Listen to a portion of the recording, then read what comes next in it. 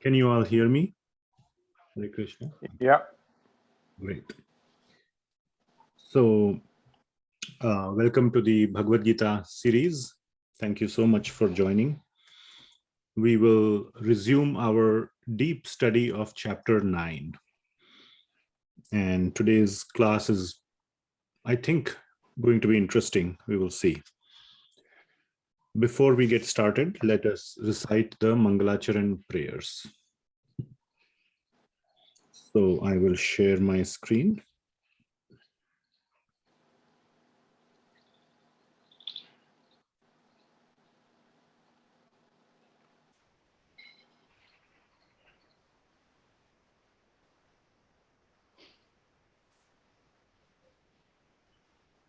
Can you see the screen here? Yes. Okay, great.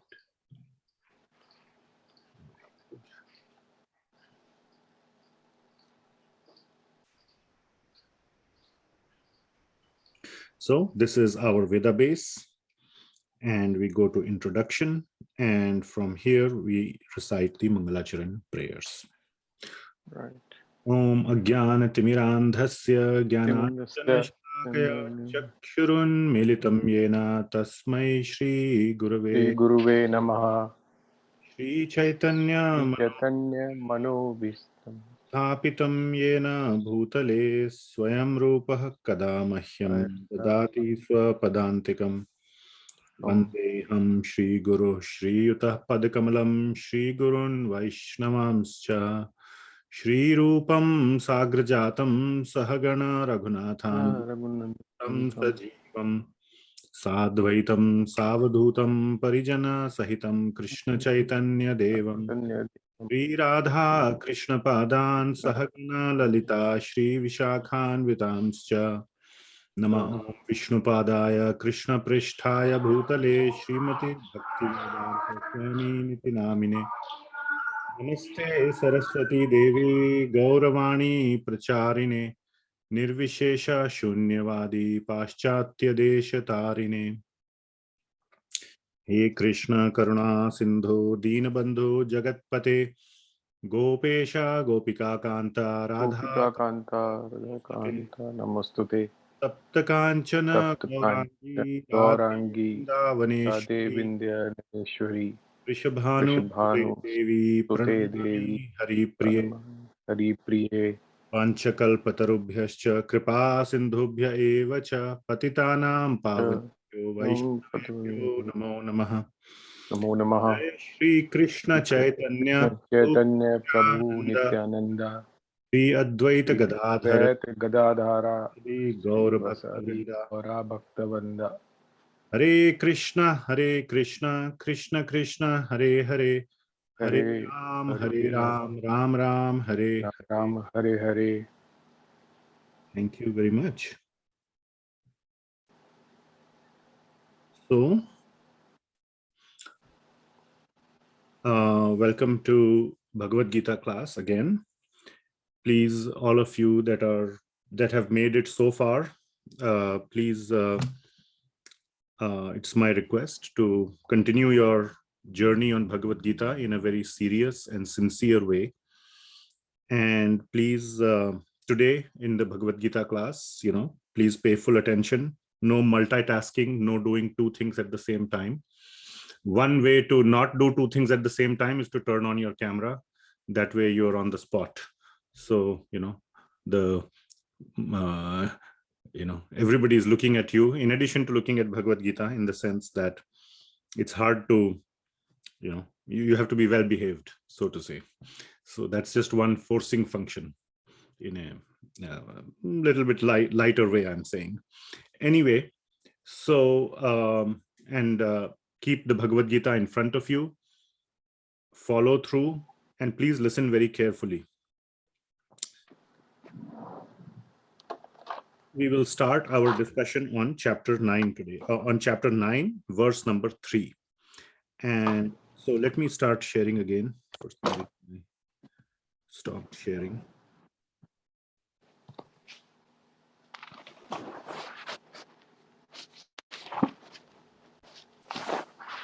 Okay. And please keep yourself muted unless you want to speak. And I will also, if there is some noise by mistake, I will mute you. And you can always put your questions in the chat or raise your hand using the Zoom or one of many other ways you can interact.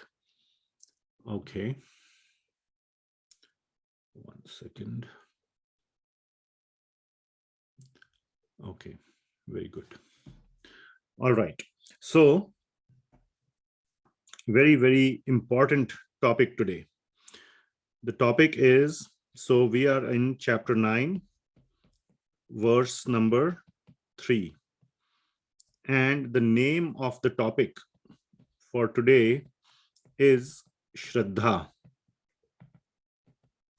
And there are a couple of English translations. Shraddha means faith or with dedication. So doing something with faith or dedication is Shraddha. Kind of close, the meanings come close. But it is important to realize that faith leads to dedication. When you have faith in something, then you can do it in a dedicated way. If you have no faith, or another sort of very close word to faith is trust. If you have no trust in something, in some process, in some path, then it will be hard to follow it in a committed and dedicated way. It is natural. I don't think I need to explain more about that. So that is the topic for today. And so the faith and trust, which is mentioned here, in this topic, we are talking about in the process, mainly in the process of Krishna bhakti. That is the faith or trust Lord Krishna is talking about. So that one can go to Krishna, so that by following this path, one can go to Krishna. And that was how to go to Krishna by remembering him, was the topic of 8th chapter, where Lord Krishna says, Anta kale cha mameva smaran muktva kalevaram, that whoever remembers me at the antakal, whoever does mam eva smarana, on my smarana, will come to me, mad bhavam. Yah prayati sa mad bhavam na asti atra sanshayah. That is the sort of the broken down Sanskrit of 8.5. So there is no sanshaya, there is no doubt that one will attain my nature, mad bhavam. So he will come to me. So that is the faith or trust that is being discussed in this verse. So let us see text 9.3. Very, very, very important verse. Extremely important. Okay.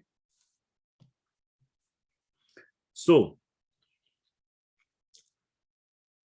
a-sraddha-dhana purusha dharmasya parantapa aprapya mam nivartante mrityu sansara vartmani.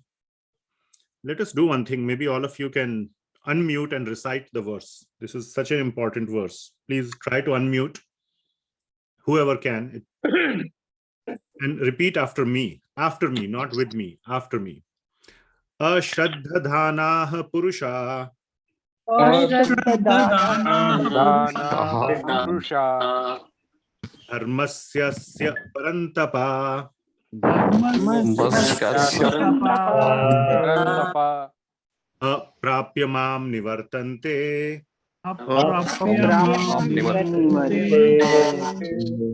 mrityu samsara vartmani.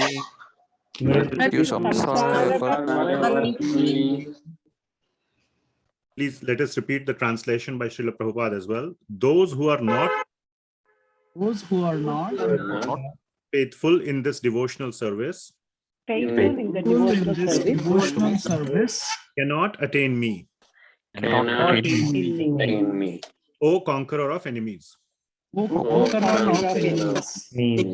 Therefore, they return to the path of Therefore, they return to the path of birth and death birth and death in this material world. in this material world. Thank you very much. Kindly mute yourself, everyone. So, that is the verse, and this is the translation. So, let us break it down. A-sraddha-dhana purusha. A-sraddha-dhana. So, the word Shraddha is there. Shraddha-dhana means one who is acting, or not acting as an actor, as a film actor, but one who is not having faith. Shraddha-dhana, one who has not, put faith. A-sraddha-dhana, who has not taken on faith. Those who, such persons, purusha,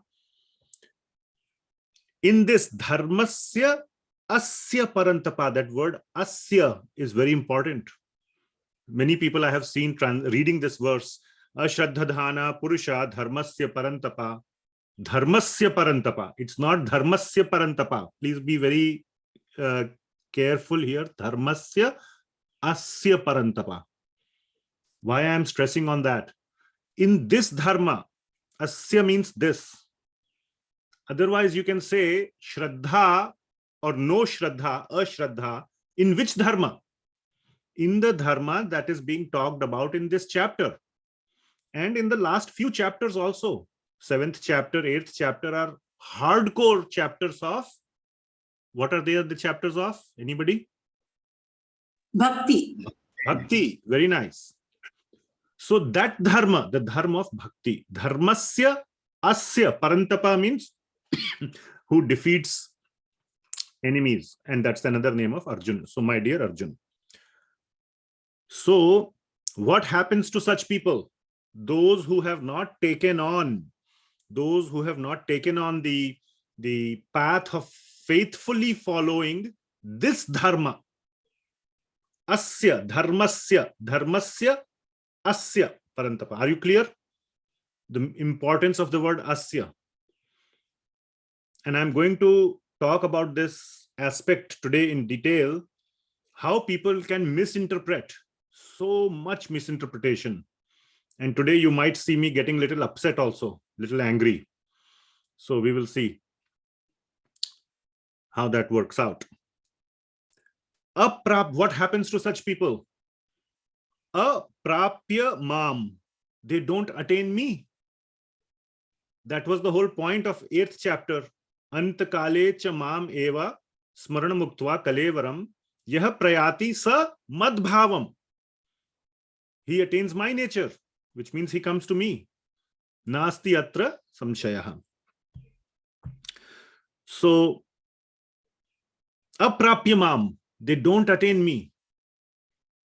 What happens instead? They don't attain me. What do they attain?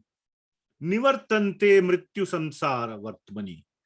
They go back. Nivartante means to go back to the mrityu samsara, which means the cycle of birth and death. And they go on that path. Vartmani means on that path. Are you following? Any ambiguity? I am going by the Sanskrit words. Any Sanskrit scholar here, or anybody who understands even little bit Sanskrit, is there any problem in the way I have explained? I hope not. No problem. Okay. It's very clear. No problem. Yes, thank you. Bhagavad Gita is clear. It's not that I am making it clear. Lord Krishna has made it clear because he wants us to understand. Why will he encode it so convolute it so that we cannot understand? Krishna wants us to understand. I have said this so many times. All the parents, if you want to explain your child how to do additions, how to do fractions, how to do algebra, will you explain in a convoluted way or will you explain in a simple way? You are interested in your child learning, isn't it? If you are an enemy of the child and you don't want him to learn, then you will explain in a convoluted way. But he is your child. You want him to understand. Why will you explain in a convoluted way? We are all Krishna's children. Why will he explain this most important knowledge, what he's talking about, Raj Vidya, in a complicated way? So Bhagavad Gita is very simple. And he's directly saying here, Lord Krishna, a-sraddha-dhana purusha, जिसके पास श्रद्धा नहीं है, जो श्रद्धा से नहीं स्वीकार करता है, धर्मस्य asya, इस धर्म को, this dharma, अप्राप्य माम, he does not attain me. As simple as that. What does he attain instead? Nivartante mrityu sansara vartmani. He goes back to the cycle of birth and death. Very straightforward, I think, according to me. All right. So this verse, are you still seeing my screen?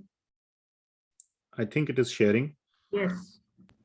This verse is very, very important. It is the foundation. See, verse number 2 was telling about this chapter, what this chapter is. Raj Vidya, Raj Guhyam. It is the king of knowledge. It is the most confidential. Pavitram, it is very pure. Idam Uttamam, Uttam hai ye, topmost. Pavitram, Raj Vidya, Raj Guhyam, Pavitram, Idam Uttamam. Pratyakshagavamam dharmyam. It is directly realized by your own senses. You can see it yourself. Pratyakshagavamam dharmyam. Susukham, you get sukh, very joy. It's not hard. Susukham kartum avyayam, and it is eternal. This process is eternal. Whatever benefits you get to keep forever. It's not like a salary. You get salary, then you can spend it, then you don't have the money. It's not like that. You can have your cake and eat it too. खाने के बाद भी cake हाथ में रहता है. That's the meaning of you can have your cake and eat it too. The cake always remains in the hand and you can keep eating it. It never depletes. That's the meaning of you can have your cake and eat it too. You must have heard this term, but I never understood for a long time how to interpret it. How to interpret it means it never ends. Always there. Keep eating it and it keeps replenishing automatically. That is the avyayam. Okay? That was telling about the qualities of chapter 2, the knowledge, the quality of the knowledge in chapter 2. Verse 3 is telling it is the foundation of how we should approach chapter number 9. With what mood and mentality? Approach means mood and mentality. Kindly mute. Somebody need to mute. Thanks. So with what mood and mentality we should approach? So the difference between verse 2 and verse 3, verse 2, yes, okay, fine. This chapter is great. It is about the chapter. There is nothing you can do about it. If from verse 2, you are just happy. Wow, great. Wow. Very nice chapter. Great chapter. You can just appreciate it. Verse 3 is a lot of what you need to do. Okay, so therefore it is very important for all of us because we have to do something. All right. And that mood and mentality is of Shraddha. There is just one important word in this whole verse, which is a-sraddha-dhana purusha. Jo bina shraddha ke, without shraddha, if you do, you won't attain me. The consequences are given of not doing or with doing with shraddha. All the rest is just consequences and other aspects where you will go. But the action part is shraddha. So what is the meaning of Shraddha? Shraddha, the most fundamental meaning, though we can say Shraddha means with dedication. I tell my child, बहुत श्रद्धा से पढ़ाई करो. Study with lot of Shraddha, do your work with Shraddha. But we have to understand that before Shraddha comes trust and faith. Now he understands, my child, why I am saying do your studies nicely. So there is, the trust is inherent, but it is still there. He knows that yes, if I study hard, if I do well, I will, whatever, I will have good things, this. So there is no need to explain that part. But it doesn't mean it doesn't exist. That foundational understanding is there in the mind that, I must work with dedication. Okay, so that is the general meaning. But here in this case, not many people have the faith in so many things about Krishna. We will talk about all these things. Okay. So my point is, faith or trust leads to dedication in action or dedication in implementation.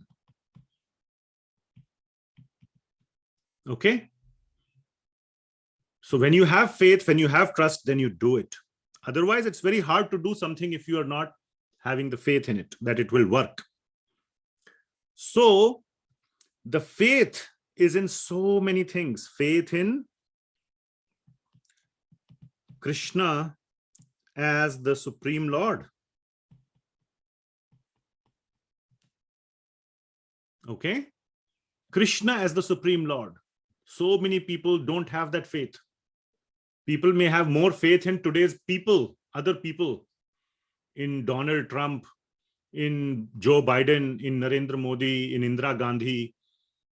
Oh, they have said this, so it must be like this.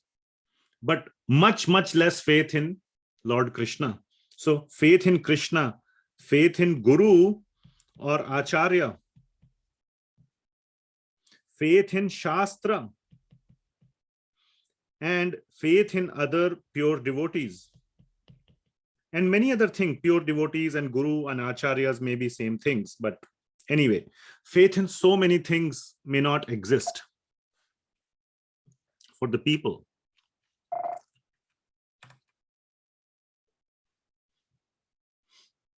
Okay.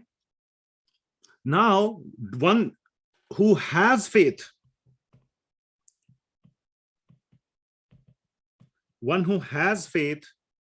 then the question is now, okay, I have faith in the process. So one more thing is in the teachings, in the process or teachings. So let's say I have, and this is also same as Shastra. Shastra and process and teachings are also similar because Shastra contains teachings. So yeah, so let's say one has faith in the Shastra, in the teachings, etc.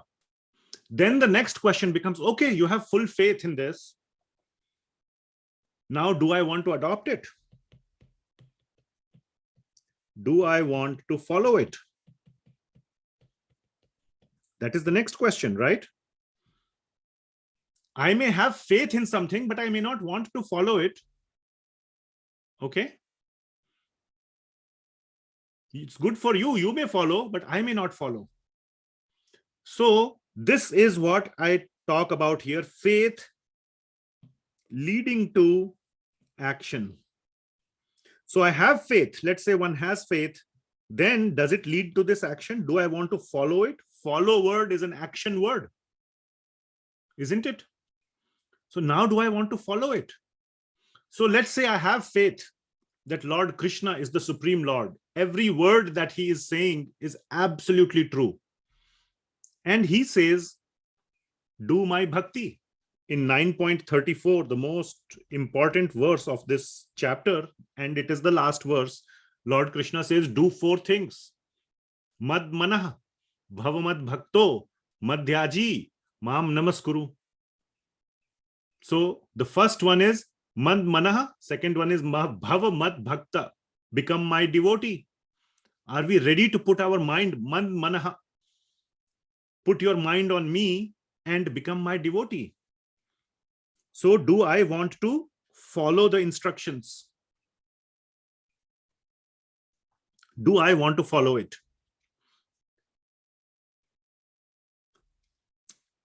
And sort of related question is, do I want to get the resultant benefits? What is the benefit? Yah prayati sa mad bhavam. You will attain my nature. You will come to me. Here also, Lord Krishna says in this verse, no need to even go to any other verse. Right here, Krishna says, aprapyamam. You will not, such a person who is with a-sraddha cannot attain me. So the question is, do you want to attain Krishna? That is the question. So you have faith that by following this process, I will attain Krishna. Do you want to attain Krishna now or not? That is the question. So at that point, many people think, do I really want to attain Krishna? I have this one life. I don't know how long I will live. Everybody knows that. Everybody wants to live a long life, healthy life, but everybody knows today, as of these days, at least, people will die. We haven't yet invented a technology for, immortality. So is this what I want to spend my life on to attain Krishna? That doubt comes to the mind. And that is just a next level doubt, which exposes that, do we have full faith? So you may think you have faith when you are confronted with the question that, do you want to take action on the faith? Then another question emerges. Because otherwise, if you have full faith that it is in your benefit to do something, absolutely, and you are not there today yet, why wouldn't you take action? Maybe I have different priorities. Maybe I want to attain something else. Is that something else greater than Krishna? I don't know. What is stopping me from following the process once I trust it? All these doubts are there, all these doubts. And this is just layers and layers of doubt. So there is faith, and then there is call to action. From faith is call to action. But when there is call to action, our faith is in question.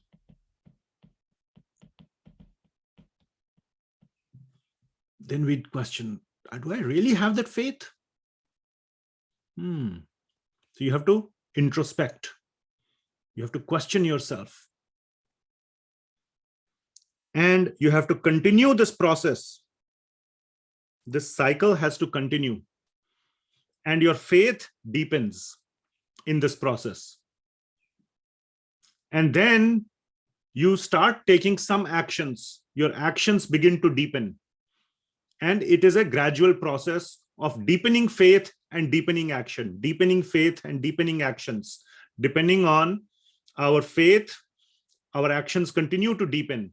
And we reach ultimately a point where our actions are completely consistent with Krishna's instructions. That is the point when we have full faith. Are you all following what I'm saying? I'm trying to make it very simple. So my point is, it's not, I will remove this line. It's not just a one iteration. No, it's not like that. What it is more like this.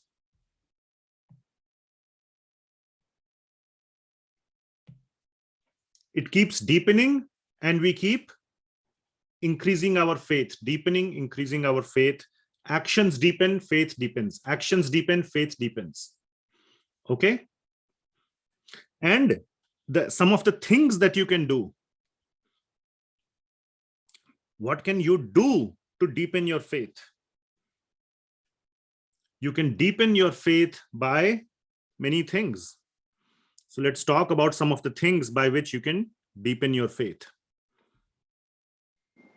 The first one is reading scriptures sincerely. Please keep yourself muted. There is some background noise. Reading scriptures sincerely. Scriptures, when I say bona fide bhakti scriptures, Bhagavad Gita, Srimad Bhagavatam. Two fundamental scriptures. So read scriptures very sincerely, not like just reading passively. You should be able to explain one of the litmus test. You know what is litmus test means? Really a very basic test, very fundamental test, which will tell doodh ka doodh, pani ka pani. Basically, you understand? It will clearly tell A or B. A litmus test for whether you read sincerely or not, a very simple litmus test, is whether you are able to reproduce it or summarize it. At a very practical level, I'm saying. The true litmus test of reading sincerely is that bhakti arouses in the heart. But you don't know, you don't have a thermometer for bhakti. But at least you are able to reproduce it, and reproduce it in a proper manner. All right. After hearing full Bhagavad Gita, I asked someone, what is the most important instruction you got from Bhagavad Gita? He said, Karmanyeva adhikaraste, do your duty properly. After hearing all the 18 chapters, I was like, he probably stopped hearing after second chapter. Didn't hear the whole middle section didn't hear. Not only from my standpoint, from Krishna's standpoint also. He says, now I'm giving you my most important instructions. Wake up and listen. Krishna says these exact words, and he didn't listen. So not like that listening. Okay. So this is a very simple test of how to read. The second one is, of course, reading, but in association of, I will say, pure. Now it's very, very hard to find pure devotees, but in association of devotees, associate with them, and not just associating in a very light and loose manner, not like just doing some halla gulla and just, it's like basically like a kitty party, but except that you have put some tilak, you have put dhoti kurta, you have put those things, but other than that, it is not much different from a regular get together and talking about all kind of things. Not that kind of association where you sit and talk about topics related to Krishna bhakti. It could be practical topics, but topics which inspire one in Krishna. We can talk about that. That's a whole different topic of how to associate properly. And then some seva or service to Krishna or to devotees, to pure, again, I will say pure devotees, or to many other aspects, to the mission of spreading Krishna consciousness, etc., etc. So some seva or service. Like that, our faith, when we do these things, it deepens our faith.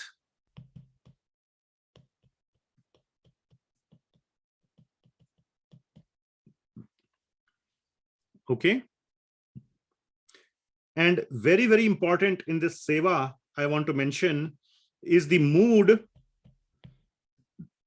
of gratitude. Is the mood of gratitude.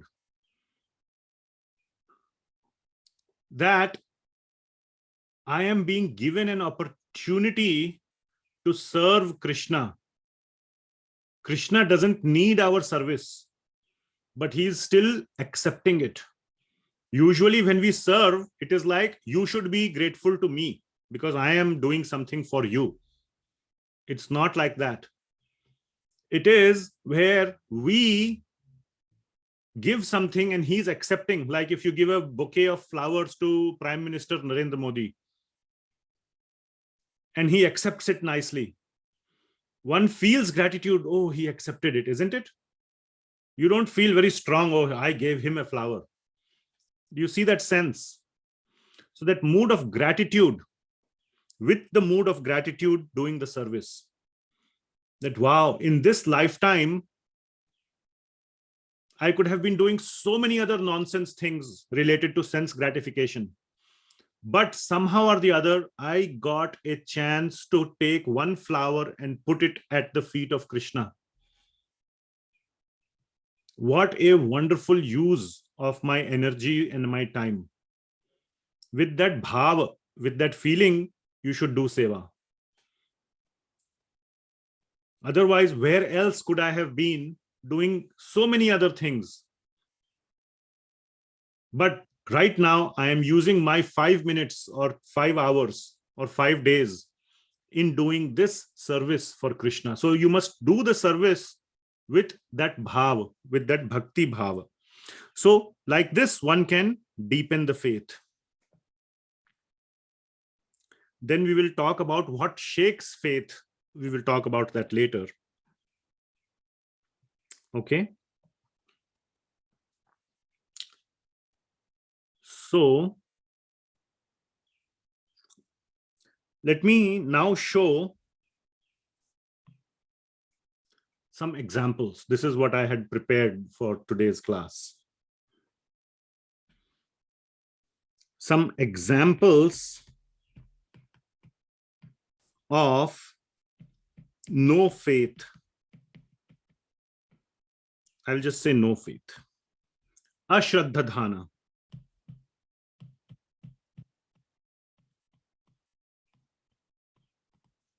Without adorning, adhan means to adorn, without adorning faith, without taking on faith. What are some examples of no faith? So please listen carefully. First one, no faith in Krishna.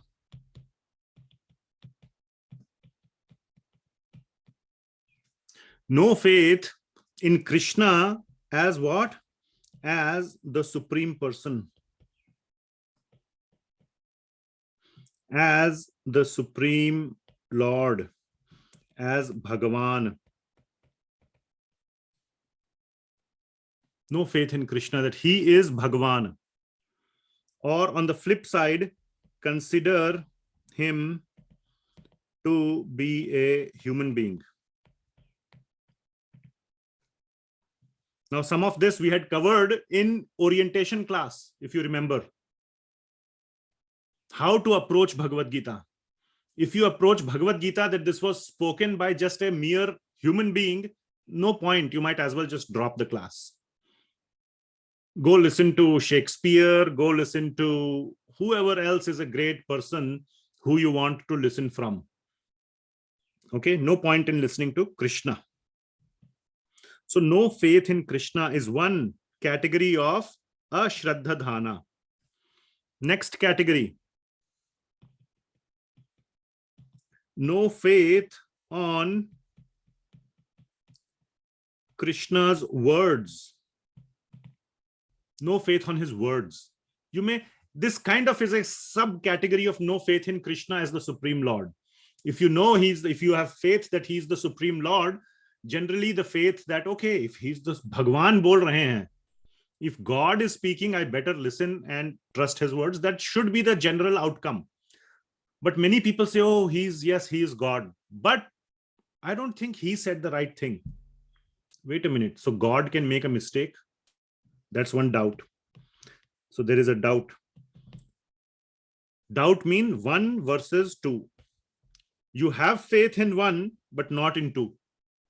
Which means you know he is God, but I don't believe his words. Which means his words are wrong. Which means God makes mistakes or God is wrong. He's God, but he's wrong. Okay?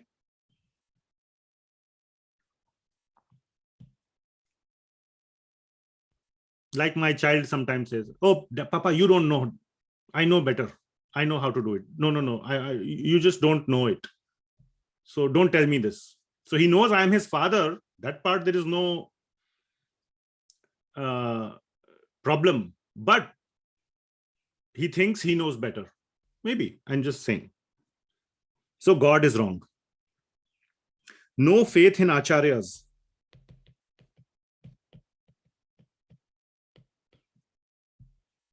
When they are explaining the meaning of the verses. Not everybody is expert in Sanskrit, first of all. But Acharya's job is not just translation from Sanskrit to our language, whatever our language may be, English, Hindi, whatever, Telugu, Chinese, Russian, whatever. So no faith in Acharyas, not just in the translation, but the what Krishna means and how we should apply it in our lives.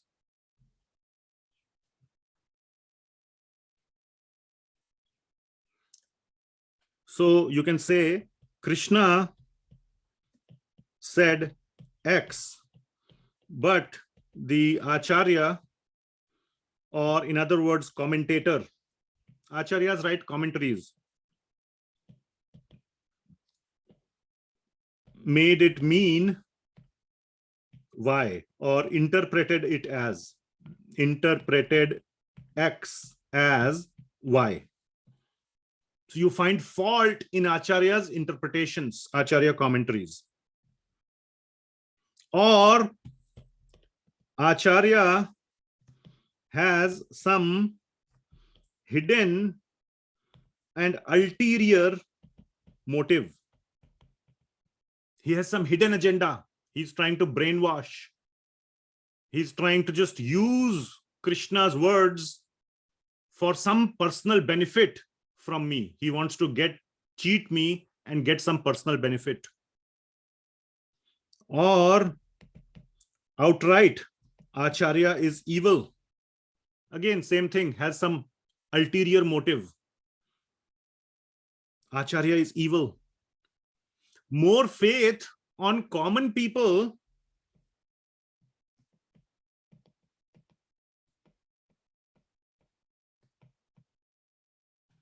than on Acharya. More faith on common people than on Acharya. Imagine that one. How lost can one be? It's like if the whole class of students decides 2 plus 2 is 5, then 2 plus 2 is 5. The teacher can keep saying, no, no, no, it is 4. Just because this is called truth by voting, or truth by majority, or in some cases, truth by consensus of the opposite party.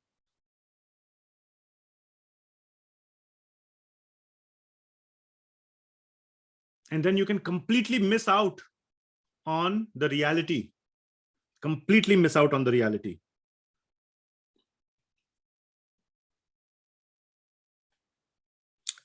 So we will see some examples. Another one is very important one is, it's all kind of fits into this, trying to fit Bhagavad Gita under the framework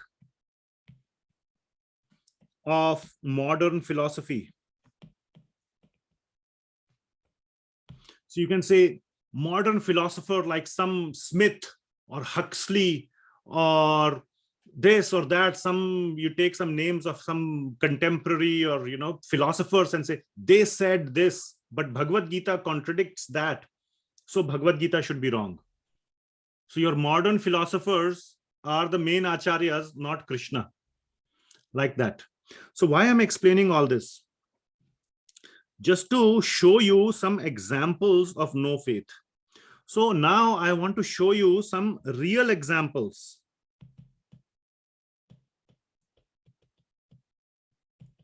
I hope you were paying attention when I went through some of these points. No faith in Krishna, no faith in Krishna's words, no faith in acharyas, or trying to fit Bhagavad Gita under the framework of modern philosophy, etc.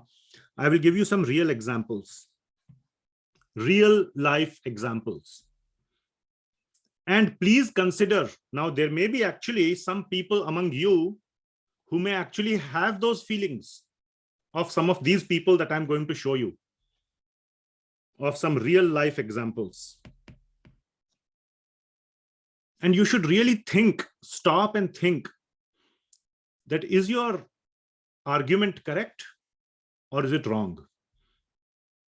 And there is actually, that's the wrong question, not correct or wrong. Do you have faith, or are you lacking faith in any of these categories? Are you like being in any of these categories?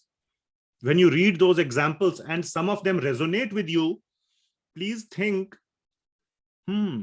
which of these categories am I falling in? Because these are the categories of no faith, a-sraddha.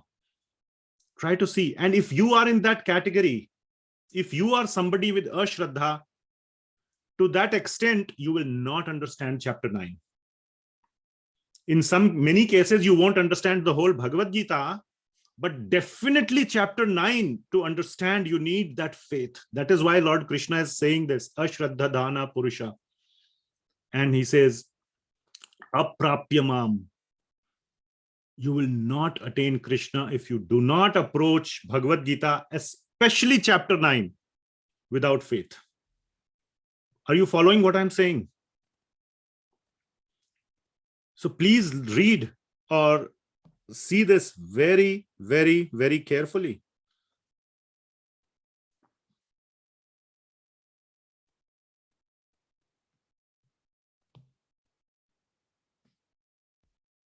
So can you still see the screen? So I got some examples. So by the way, this is that slide. I will leave it here so that it gets recorded on YouTube. This is what I was explaining by writing down. These are the, some of the categories of no faith.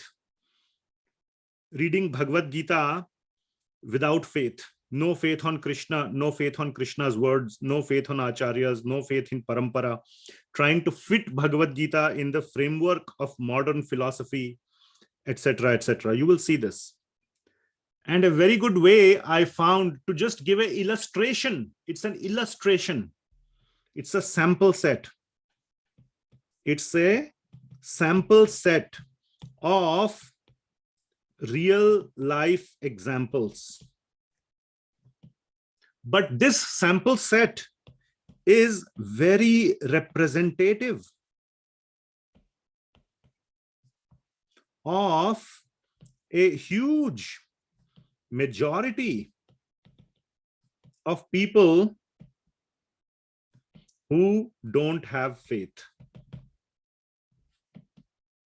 Who don't have faith in one of those things: Krishna, Krishna's words, acharyas, instructions, the process, the shastras, the scriptures, so many things. Who don't have faith in all these things. It is representative. And the thing I have chosen to use for this is Amazon.com comments. Comments, and I have not handpicked these comments.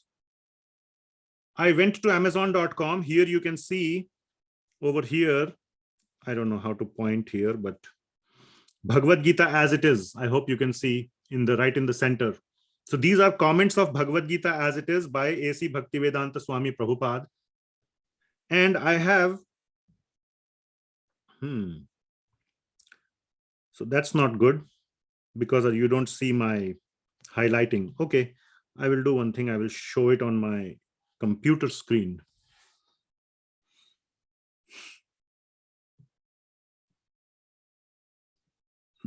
I'll just share from my laptop.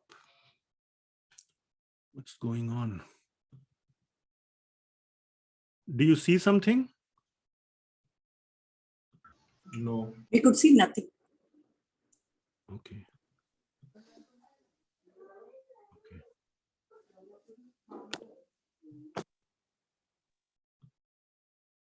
Now?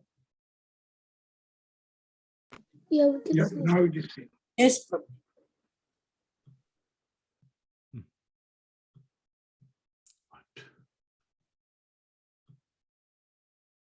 Okay, very good.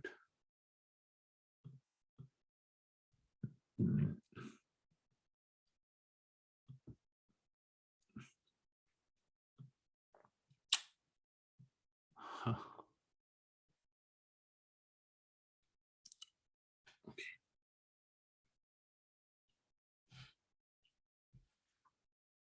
All right. So on all these things,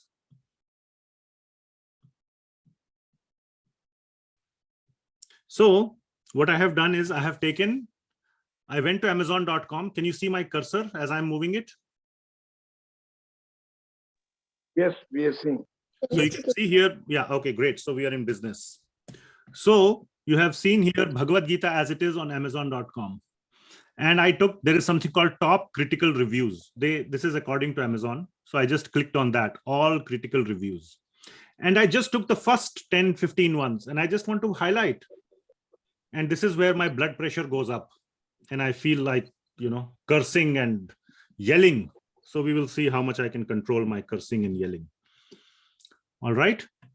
So first review, some Morris Evans says, I used to be Christian and I didn't want another religion telling me how less of a person I am. I have to do this and that to get peace.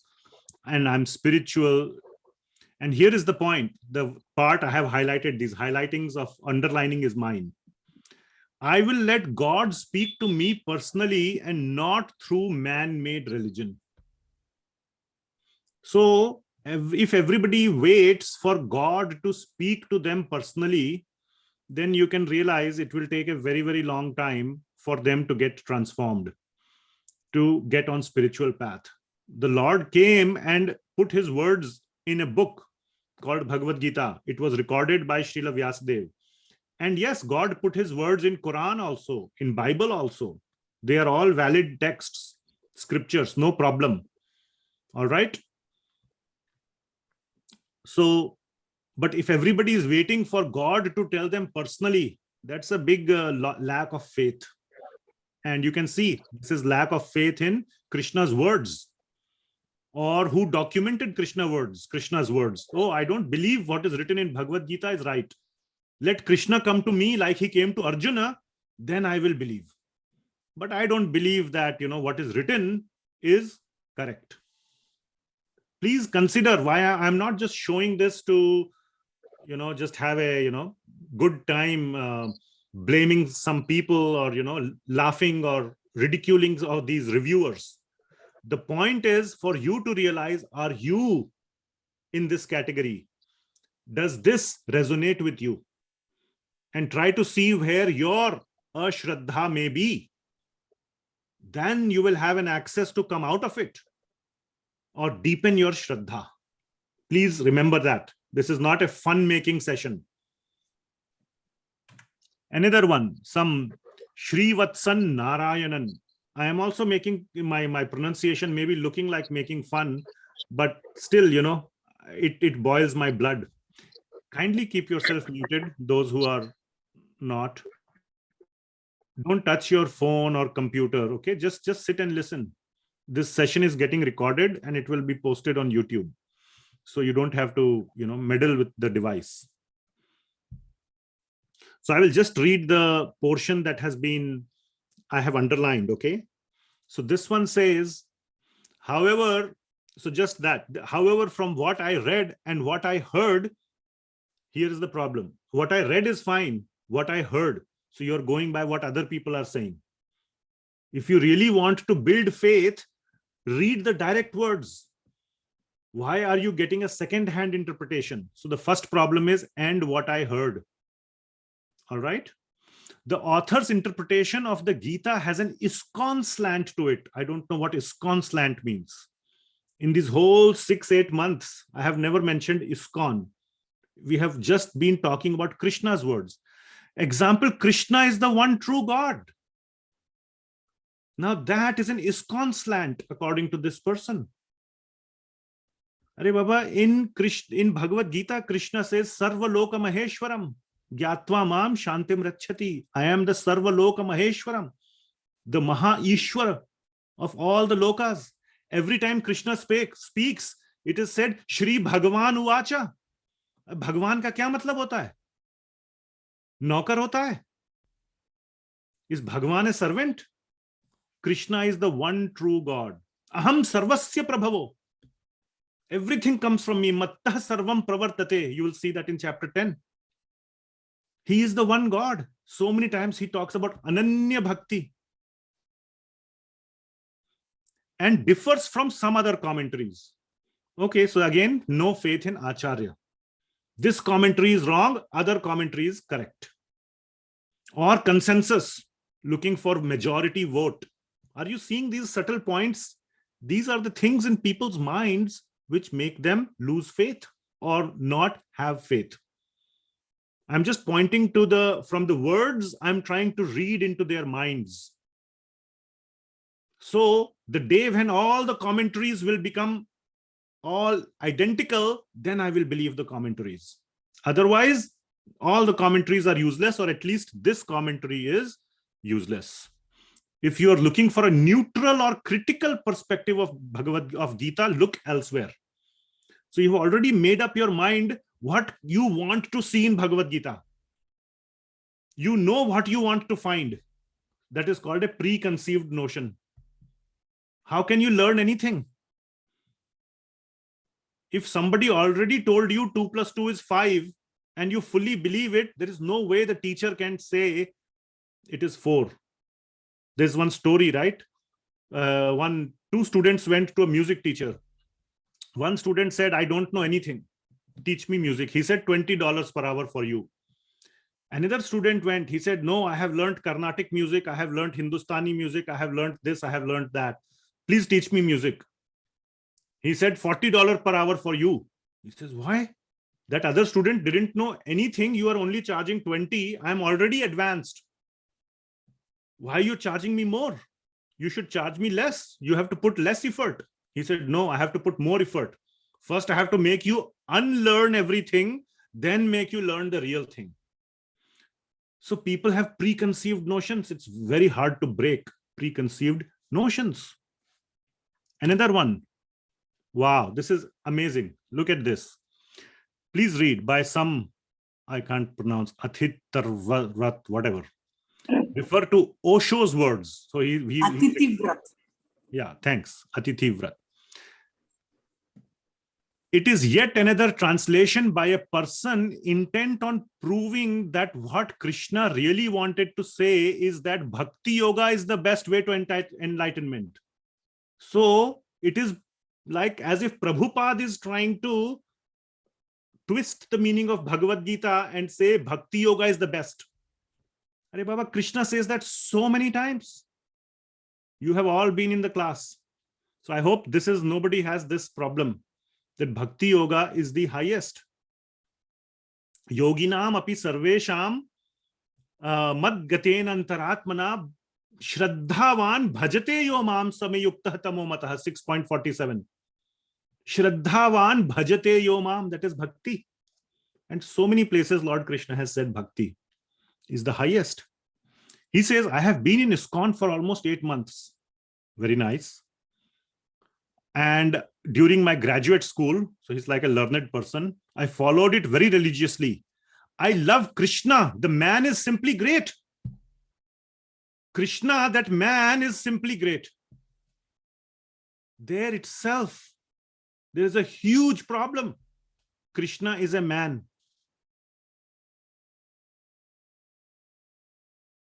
Can you see this? I hope you are able to see through the huge a-sraddhas present here, and such people have absolutely no hope of understanding chapter 9. So he says, I love Krishna. This is faith on Krishna, but not on his words, because Krishna is just a man. In 9.11, Krishna will say, 9.11, how it starts? What is the starting of 9.11? Avajananti mam mudha manushim tanum ashritam param bhavam ajananto mama bhuta maheshwaram. Again, he uses the word Maheshwara. I am the Maha Ishwar of all living entities. But manushim tanum ashritam is a person who thinks I am a manushya, is avajananti mam mudha. He calls him a fool. So Mr. Atithivrat is a fool. Complete fool. He's a mudha. Because he says the man.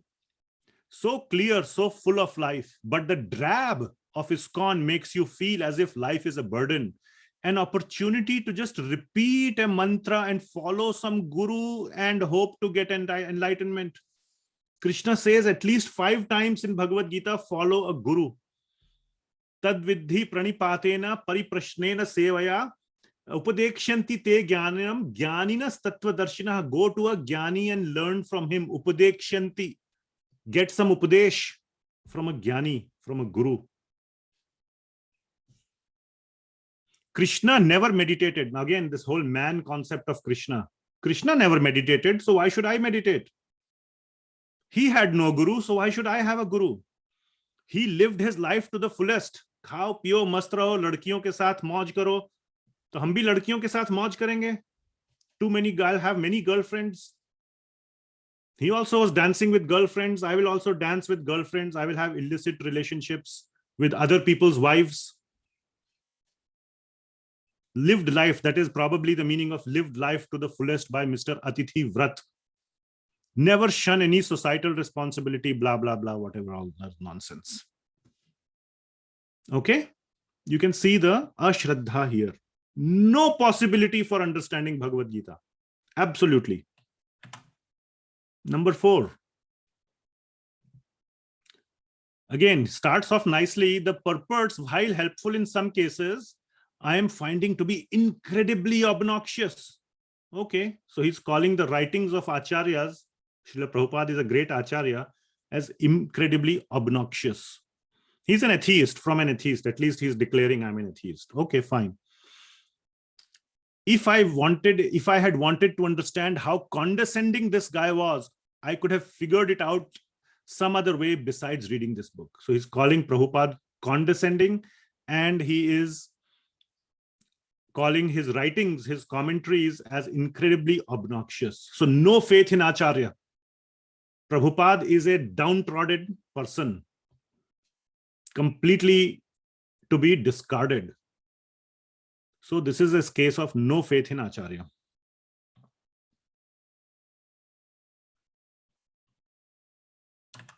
Another one. The translation and interpretation of each text is heavily slanted towards a religious base of Krishna consciousness. I would prefer a translation offered in the spirit of universal consciousness. Are Baba, Krishna is saying, Mad Bhavam, my Bhava. Krishna's Bhava is Krishna consciousness. Bhava means consciousness. I do not believe that he is the supreme person, supreme Godhead. This is Krishna. He's saying, I believe that Krishna is a great teacher of divine light and truth in manifest form. He came to teach through example. So Krishna is a good teacher, but I do not believe that he is the supreme God. No faith in Krishna as the supreme God. Then no point in reading Bhagavad Gita. Not just chapter 9, even the whole of Bhagavad Gita is no point in reading. That they continuously propose, as if the commentator, Prabhupada, is proposing that Krishna is Bhagavan. Krishna, Veda Vyas wrote Shri Bhagavan Uvacha at least 25 times in Bhagavad Gita.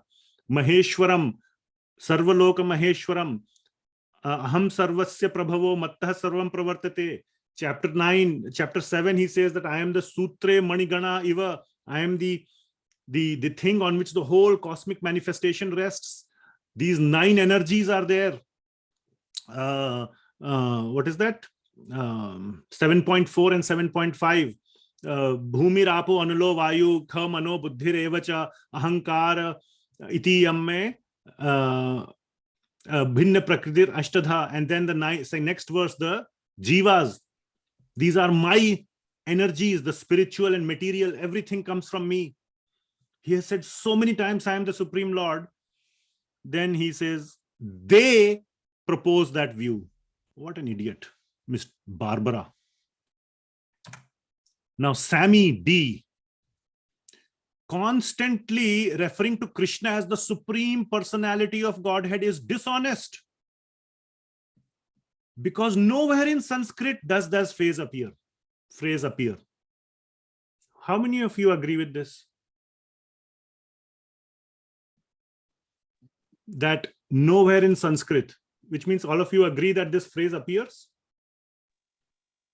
Let me ask you, Let me test your faith today. You're all in the microscope now. Your faith is in the microscope today. Too bad you are in the class today. You got caught. Who can tell me where in Sanskrit this phrase appears? Supreme Personality of Godhead. Never. Hmm? Supreme Personality is God. Yes, He is Supreme Personality of Godhead. No. Yes. I'm asking where in Sanskrit it appears. If you know. You mean in Bhagavad Gita? In Bhagavad Gita verse, yes. I don't remember, but yes, I remember that it appears. Okay, very nice. So you have faith, but then you should know also. I think it appears everywhere, wherever it starts with like he's the supreme God. Okay, Right. tell me one verse number. That I I don't know the verse number. In the beginning, first or second chapter, it was there. Tell me the verse number, not chapter number. I don't remember. Please, yeah, that is the deeper. I'm not saying you are bad if you don't remember. I'm saying that for a deeper understanding, you should be able to have this knowledge in your hands. If somebody confronts you, you should tapak se, you should give an answer. जैसे कहते हैं ना, भिगो के मारा है. Correct. भिगो के मारना है सालों को.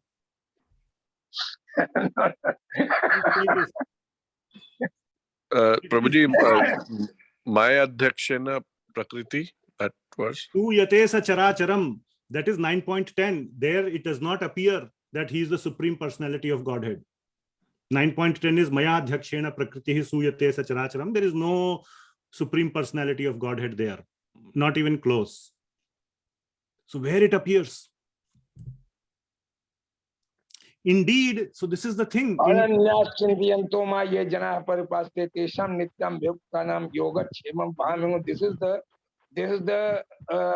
This itself says that he is the supreme. No. I have better one. 9.22 you are quoting, but it does not directly say that.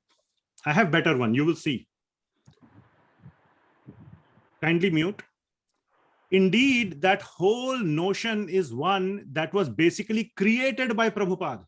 So this Supreme Personality of Godhead is created by Prabhupada. Like as if pulled from thin air. Based on his fanatical reading of Gaudiya Vaishnavism. Inauthentic and skewed. So looks like Miss Sammy or Mr. Sammy is a very great Sanskrit scholar. He has read the full Bhagavad Gita and does not find a Sanskrit verse or word that comes close to Supreme Personality of Godhead.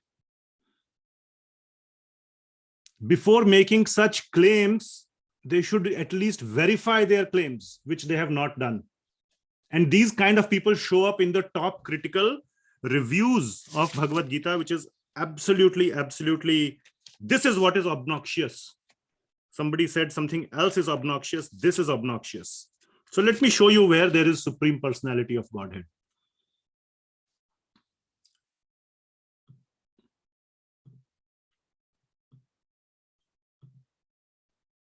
It's in chapter 11, I think so, but don't remember it. Yeah. Chapter 7, verse number 1. No, where is in verse number 1? Chapter 7. Verse number 1 is Maya asakta manah partha yogam yunjam madashrayah asanshayam samagram mam yad gyatva yad gyasasi tad shrinu. Where is Supreme Personality of Godhead in this? And this is Sri Bhagavanu Vacha. So that is not in 7.1. That is so many places, not just 7. Everywhere where 7.8 to 11. Okay, just hold on. So where is my share screen? So here, let me show you. Chapter 8, verse number 8. What is it? Abhyasa yoga yuktena chetasa nanya gamina paramam purusham divyam yati parthanu chintayan. So abhyasa yoga yuktena, the verse before this, right before this, Lord Krishna says, Tasmat sarve, very important verse. Tasmat sarveshu kaleshu ma manusmara yuddha. Always remembering me. Sarveshu kaleshu, always remembering me. Ma manusmara, remember me and fight. Yuddha. Mai arpita manobuddhir, by arpita, by surrendering your mana and buddhi to me, Mam evasyasi ashamshayah, you will come to me, asamshaya, no doubt. Clear? The meaning is clear from Sanskrit. Next verse, abhyasa yoga yuktena, and how you should do this. To do tasmat sarveshu kaleshu ma manusmara yuddha cha. How to do that? By practice. Abhyasa yoga yuktena chetasa na anya gamina. Your mind ko kahin aur mat jane do. Anya gamina. Don't let it go elsewhere. Paramam purusham divyam. Focus your mind on who? Paramam. What is the general translation of paramam? क्या होता है परम का meaning? Nothing Sarvashresth. about Supreme. सर्वश्रेष्ठ. Supreme. Okay, great. पुरुषम क्या होता है? पर्सन और पर्सनालिटी. दिव्यम, दिव्य क्या होता है? Great. Divine. Divine. Divya means divine or transcendental or God. So right here, Paramam Purusham Divyam is a direct translation from Sanskrit to the Supreme Personality of Godhead. Srila Prabhupada also writes, he who meditates on me as the Supreme Personality of Godhead. It's directly given here. Isn't it? Isn't it? Do you agree? So Miss Sammy or Mr. Sammy need to brush up their Sanskrit a little bit. They are very proud. I think even 7.24 will give answer to these people. Yeah, 7.24, that the Lord never, these people, that is on for the avyaktas. 7.24, how it starts? Vyaktim apannam, avyaktam vyaktim apannam. That they consider him to be, that's a different one. But anyway, so all this nonsense is there. You know, the Supreme Personality of Godhead is dishonest, referring to Krishna as Supreme Personality of God is this. So such people, my point is, such people have no hope of understanding whole Bhagavad Gita, definitely not chapter 9. Are you following my point? I feel why we are reading such nonsense reviews. Because you might not believe, madam, many of us may have these doubts. And people are not just saying it. So I am trying to give real life example to give an opportunity for people to see themselves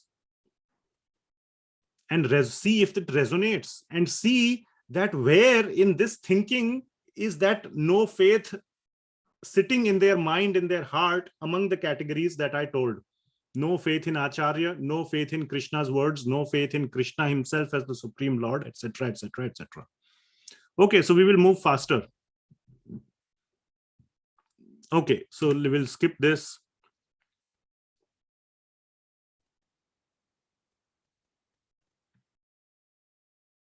Again, same thing. He lacks deep insight about Hinduism. His claim that Krishna is the supreme Godhead of this cosmos amounts to a pure lack of spiritual inner realization by the Swami. So you can see.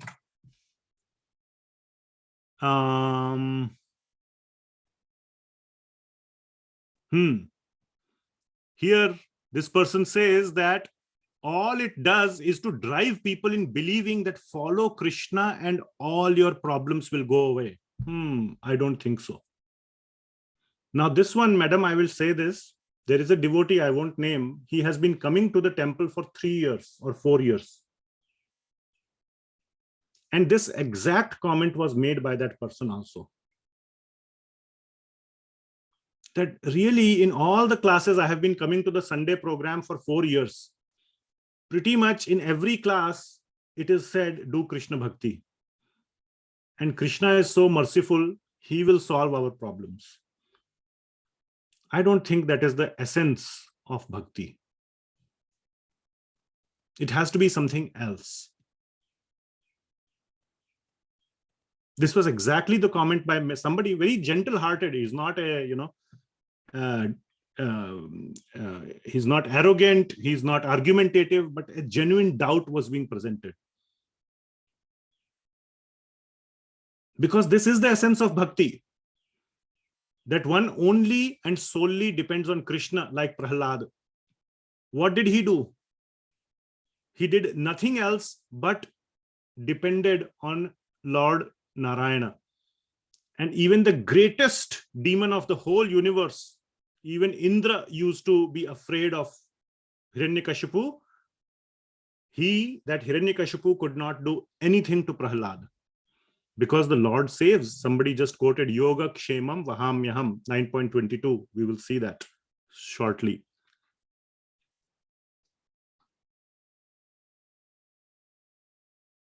Again, this point, 2.47, 2.48, Karmanyevadhikarasto, that doing your duty, where it is mentioned that every person has to do their duty diligently and equipoised. This point should have been elaborated and stressed more to signify its importance. Sadly, the author deviates from this topic very soon, giving an impression that it is less critical than praying to God. That is what Krishna is saying. Krishna himself deviated from that topic, and he has come to bhakti. So that is what acharyas are doing. So all these are examples of no faith. Okay, let's move fast. Who gave the authority to determine, who gave the author the authority to determine a true interpretation to the exclusion of all others? No faith in acharya. There's another example of one person, very nice, gentle person, has been coming to the temple for almost 8 or 9 years. And something happened and he developed a different kind of a mood over a few years, to the point where he started finding fault with Prabhupada's purports. He says, no, Prabhupada should not have written this. He should have written that. The real meaning is this: Prabhupada is not correct. Literally, he said Prabhupada is not correct. So it happens. You should pray very hard that it shouldn't happen to you. Believe me or not, it is highly plausible that it might happen to you. Maya has many ways of attacking. You don't need to rely, read the last 3 lines. You don't need to rely on Prabhupada. If he knows something, you can know it also. No need to put him high and yourself low. Complete disregard of Acharya and Guru. You have to surrender to Guru. You cannot consider yourself equal to Guru. Then you might as well discard him, which is exactly what he's saying. No need to rely on Guru, and then you cannot get any knowledge. This is another important point, very important point. Very recently, somebody pointed me out that these 4 rules, we talk about 4 regulative principles, isn't it? What are they? No meat eating, no gambling, no intoxication, and no illicit sex. Somebody else also pointed out to me, these are being asked to follow to make it a cult status. Lord Krishna does not ask to follow any regulative principles in the Bhagavad Gita. And that this, are being asked to follow, these are made up regulative principles. Just last Sunday in our temple, it was my turn, or I was given the opportunity to give the class on the Sunday feast. I have uploaded it on YouTube on exactly this topic. I have shown in the Srimad Bhagavatam. Yes, it is not there in Bhagavad Gita, these 4 regulative principles, but we went over 6 verses from Srimad Bhagavatam, Canto 1, Chapter 17. Exactly these 4 verses, 4 regulative principles are given. Please go to my YouTube channel. The latest video that is uploaded is called 4 regulative principles. People ask, Prabhupada made it up, as if Prabhupada is a great manipulator just to establish ISKCON, get all these thousands of disciples, become a big guru, become very famous. He has just concocted, cooked up stuff. All right. People make such comments. Absolutely, they do. And that is so detrimental to one's spiritual progress. This is real. I'm saying these are devotees who have made these comments. Devotees means at least who are familiar with Bhagavad Gita, have been hearing this message for a few years. Here he says, this is a highly biased translation. The commentator has put bhakti above all else. I can almost guarantee that many people here in this group have a doubt. Is bhakti the essence of Bhagavad Gita? I will not make you raise your hand because none of you will raise your hand at the peril of contradicting with me here as the teacher. But I can almost guarantee that some people are there who believe that, or who have a doubt that is bhakti the main path, the most important path that is proposed in Bhagavad Gita. People have that doubt. Ask yourself. Ask yourself. Not just doing your duty, not meditating, not jnana, but bhakti. Is that the main message of Bhagavad Gita? Please ask yourself. And if the answer is not a clear yes, that yes, it is the main message, you might have trouble understanding chapter 9. Please remember that. Okay. Same kind of thing, you know, a human being should try to find out truth from his own way, whether it is bhakti, karma, dharma, whatever it is, you know, find out your own. No need to follow the teacher. No need to follow Krishna. You figure it out on your own. Well, too bad. If you are told to figure out everything in science on your own, you need a 500-year life to start figuring out everything that Newton and Einstein have figured out, and you just believe it. If you want to start a clean slate, it will take thousands of years. Even in mundane science, not just spiritual science, not even spiritual science. Okay. So these are the things that I wanted to show. Now, another category of no faith I want to show. Another category of no faith, which is to water down the main message at the same level as everything else. Have you heard that story of some Ali Baba and Chalis Chor or something like that, where, you know, somebody says, I will put a cross mark on the house where that, you know, Ali Baba lives, so you can come and kill him. And that cross mark was put in a way that it cannot be washed out. So what did he do? He put and went a cross mark on all the houses. Instead of deleting or rubbing off his own cross mark, which you cannot do, you just put everything at the same level. So yes, Krishna talks about bhakti. So somebody may say, I don't want to say that bhakti is not the, you know, message. Bhakti is a message in Bhagavad Gita, but so is everything else. So you elevate everything to create confusion. Now, you know, which one is the right way? How do you know? And all kinds of misinterpretations. Now, somebody had forwarded me this little chart. Bhagavad Gita, one sentence per chapter. This came to me long back. It has been in circulation. If you go to Google and say, most important teachings of Bhagavad Gita, do it now if you want. Don't do it now. Don't waste your time. Do it later. Most important teachings of Bhagavad Gita. These 18 will come up first. So if somebody is trying to Google for the most important teachings of Bhagavad Gita, he will get this list of 18. Now, please look at this list. Chapter number 7. Live what you learn. Now, you have all gone through chapter 7. I am still confused how the chapter 7 summary in one sentence is live what you learn. Can anybody point me to one verse or one section where this is the essence? The chapter 7's essence is knowing Krishna, knowledge of the absolute. You get to really know who he is and who he is not. Live what you learn. Completely baffling to me. I don't know where this has come from. Chapter 8 is all about attaining Krishna, remembering him at the time of death. That's what chapter 8 is about. It is never give up on yourself. Wait, what? Never give up on yourself. Where is that coming from, chapter 8? I have no clue. Chapter 9 is all about bhakti.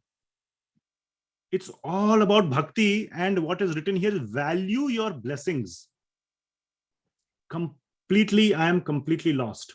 So the point is, and in these 18 sentences about Bhagavad Gita, not once is the name Krishna mentioned. Not once. Not once. God is mentioned once, which is the very last word, God. Not that Krishna also, but God. Let's move to union with God. Okay, one can say that is maybe close to chapter 18. I can give passing marks to that. But 7, 8, 9, I was just looking, it's completely baffling. And all these other things. Chapter 14, live a lifestyle that matches your vision. Nothing could be more opposite. Chapter 14's essence is bhakti. Avyabhicharini bhakti. It's all about rising above the modes and doing bhakti, not living a life that matches your vision.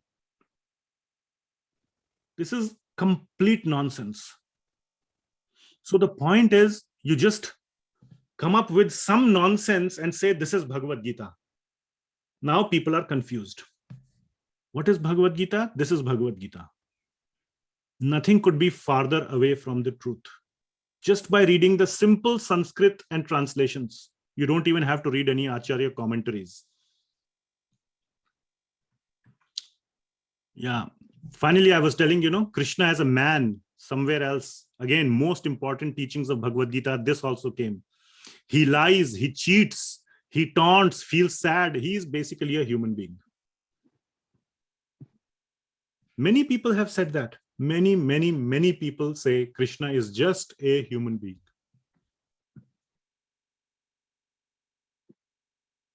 And there are perfect answers to these.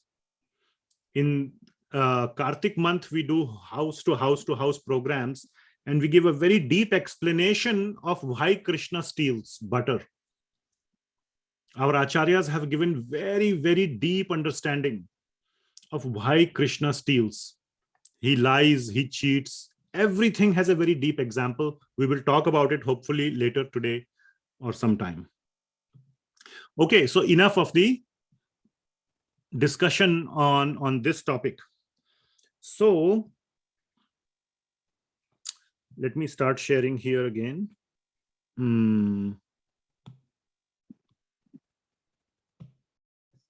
So this is a very, very important topic. I would like you to please contemplate as to where the gaps in your Shraddha are. Where are the gaps in your Shraddha? And please try to close those gaps as quickly as possible. And then you will be able to understand chapter 9 very nicely. Till then, chapter 9 may remain a mystery.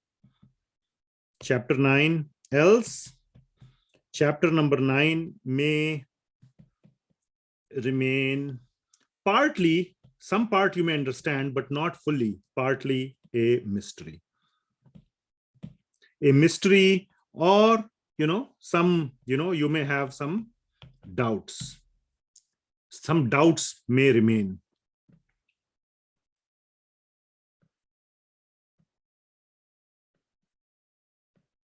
I'm looking at my notes and seeing what else I need to cover.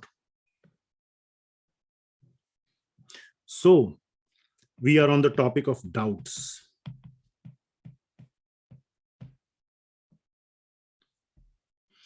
Okay.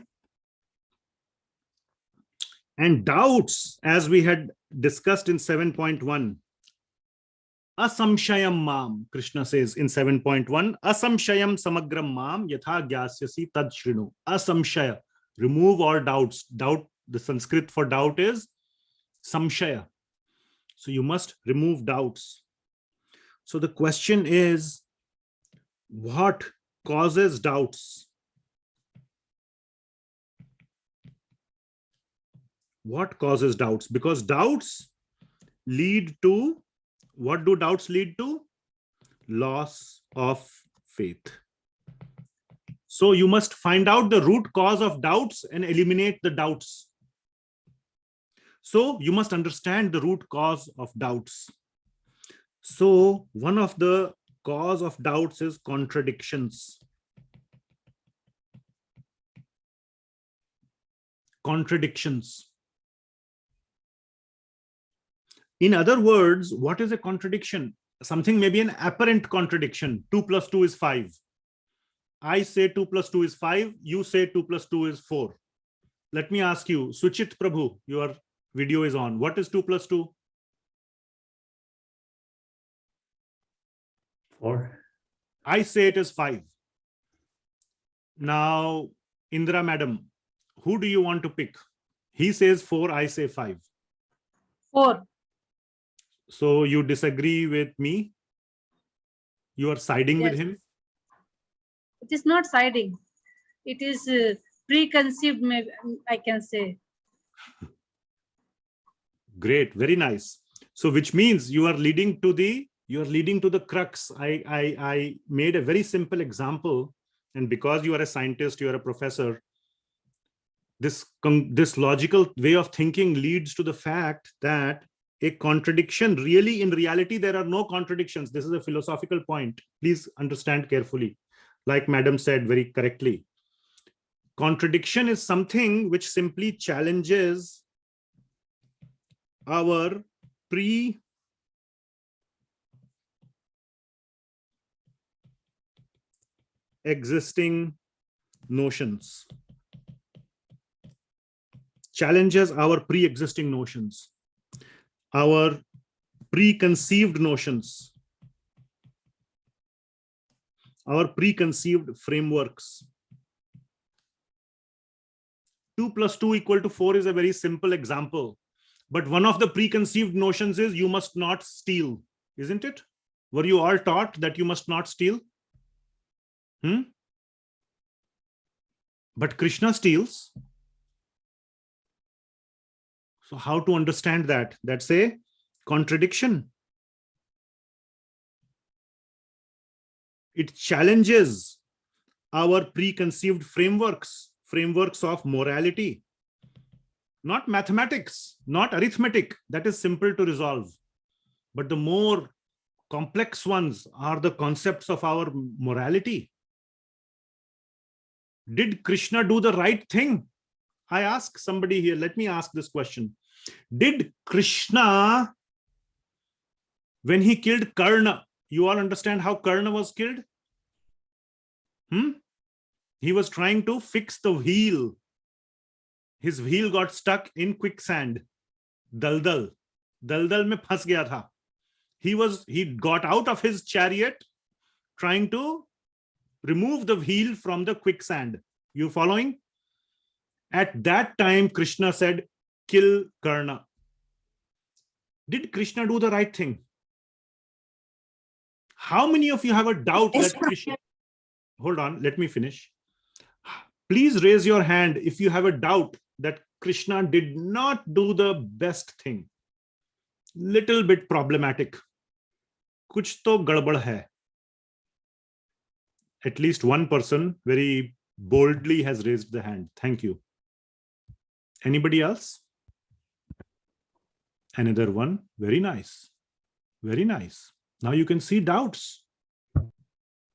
Okay, enough. 2, 3 is enough. Lower your hand. You can see right now contradictions. You can lower your hands. Just now you could see in front of your own eyes that some people have perceived these contradictions. Okay? They perceive these contradictions. So when challenges, when something, our preconceived notions, our preconceived frameworks of morality are challenged, then we begin to doubt, is he God? Or is he like us? He's one of us who do all kind of cheating, who take advantage of other people, like Karna. He was taken advantage of.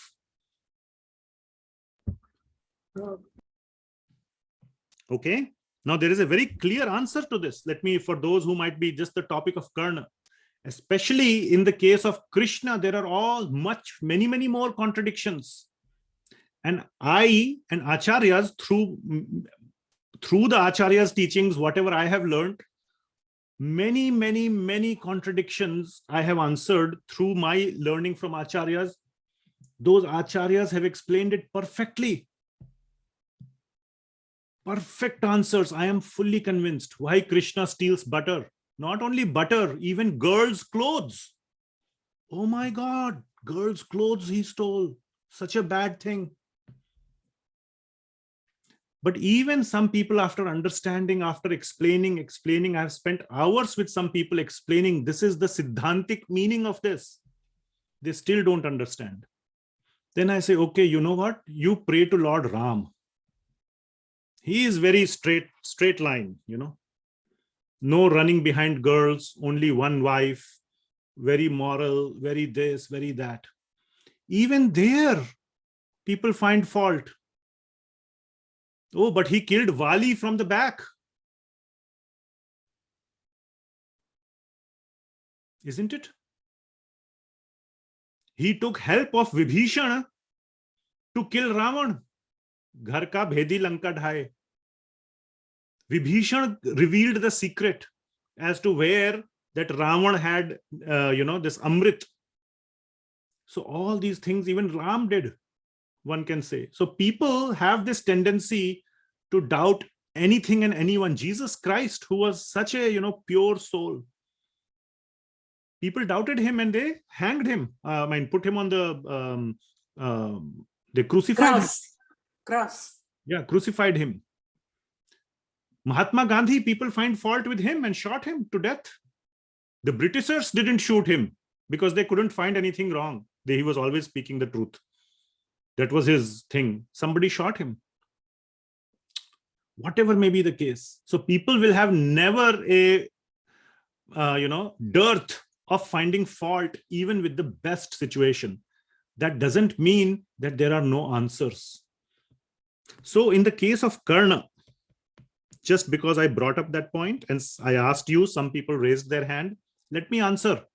If you read the Mahabharata, I have read the section of Mahabharata where Karna's wheel got stuck. And Karna says to Arjuna, don't listen to Krishna.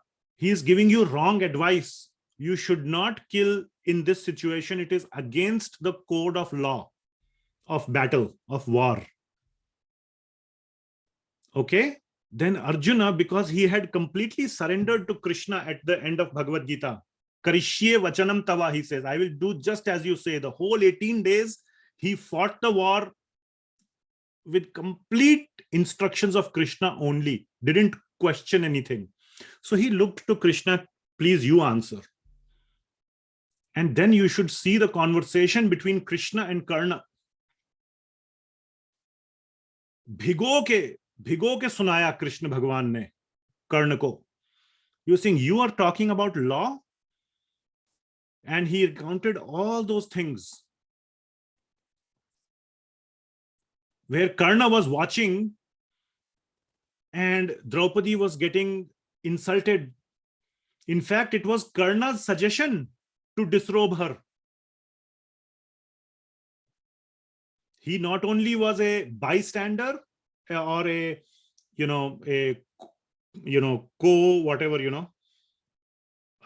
this one, but he was a perpetrator and so many other things. Lord Krishna enlisted all his crimes, and it is written in Mahabharata that Karna's head was, jhuk gaya, bent down completely. And Lord Krishna told Karna, I am the Supreme Lord. He revealed to Karna.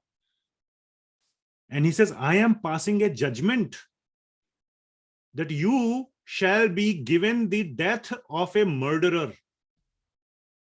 It is an execution. You will not get the benefit of a what do you say?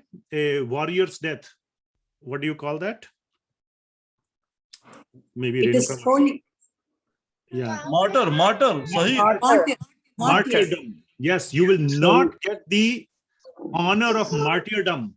You shall be killed like a arrested criminal. Kindly mute yourself.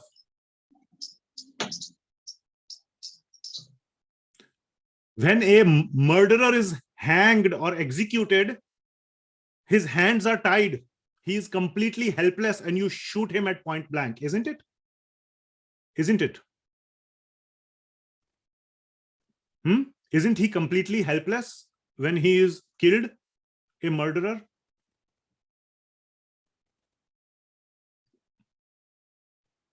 That was the kind of death Krishna gave to Karna, and Karna accepted it.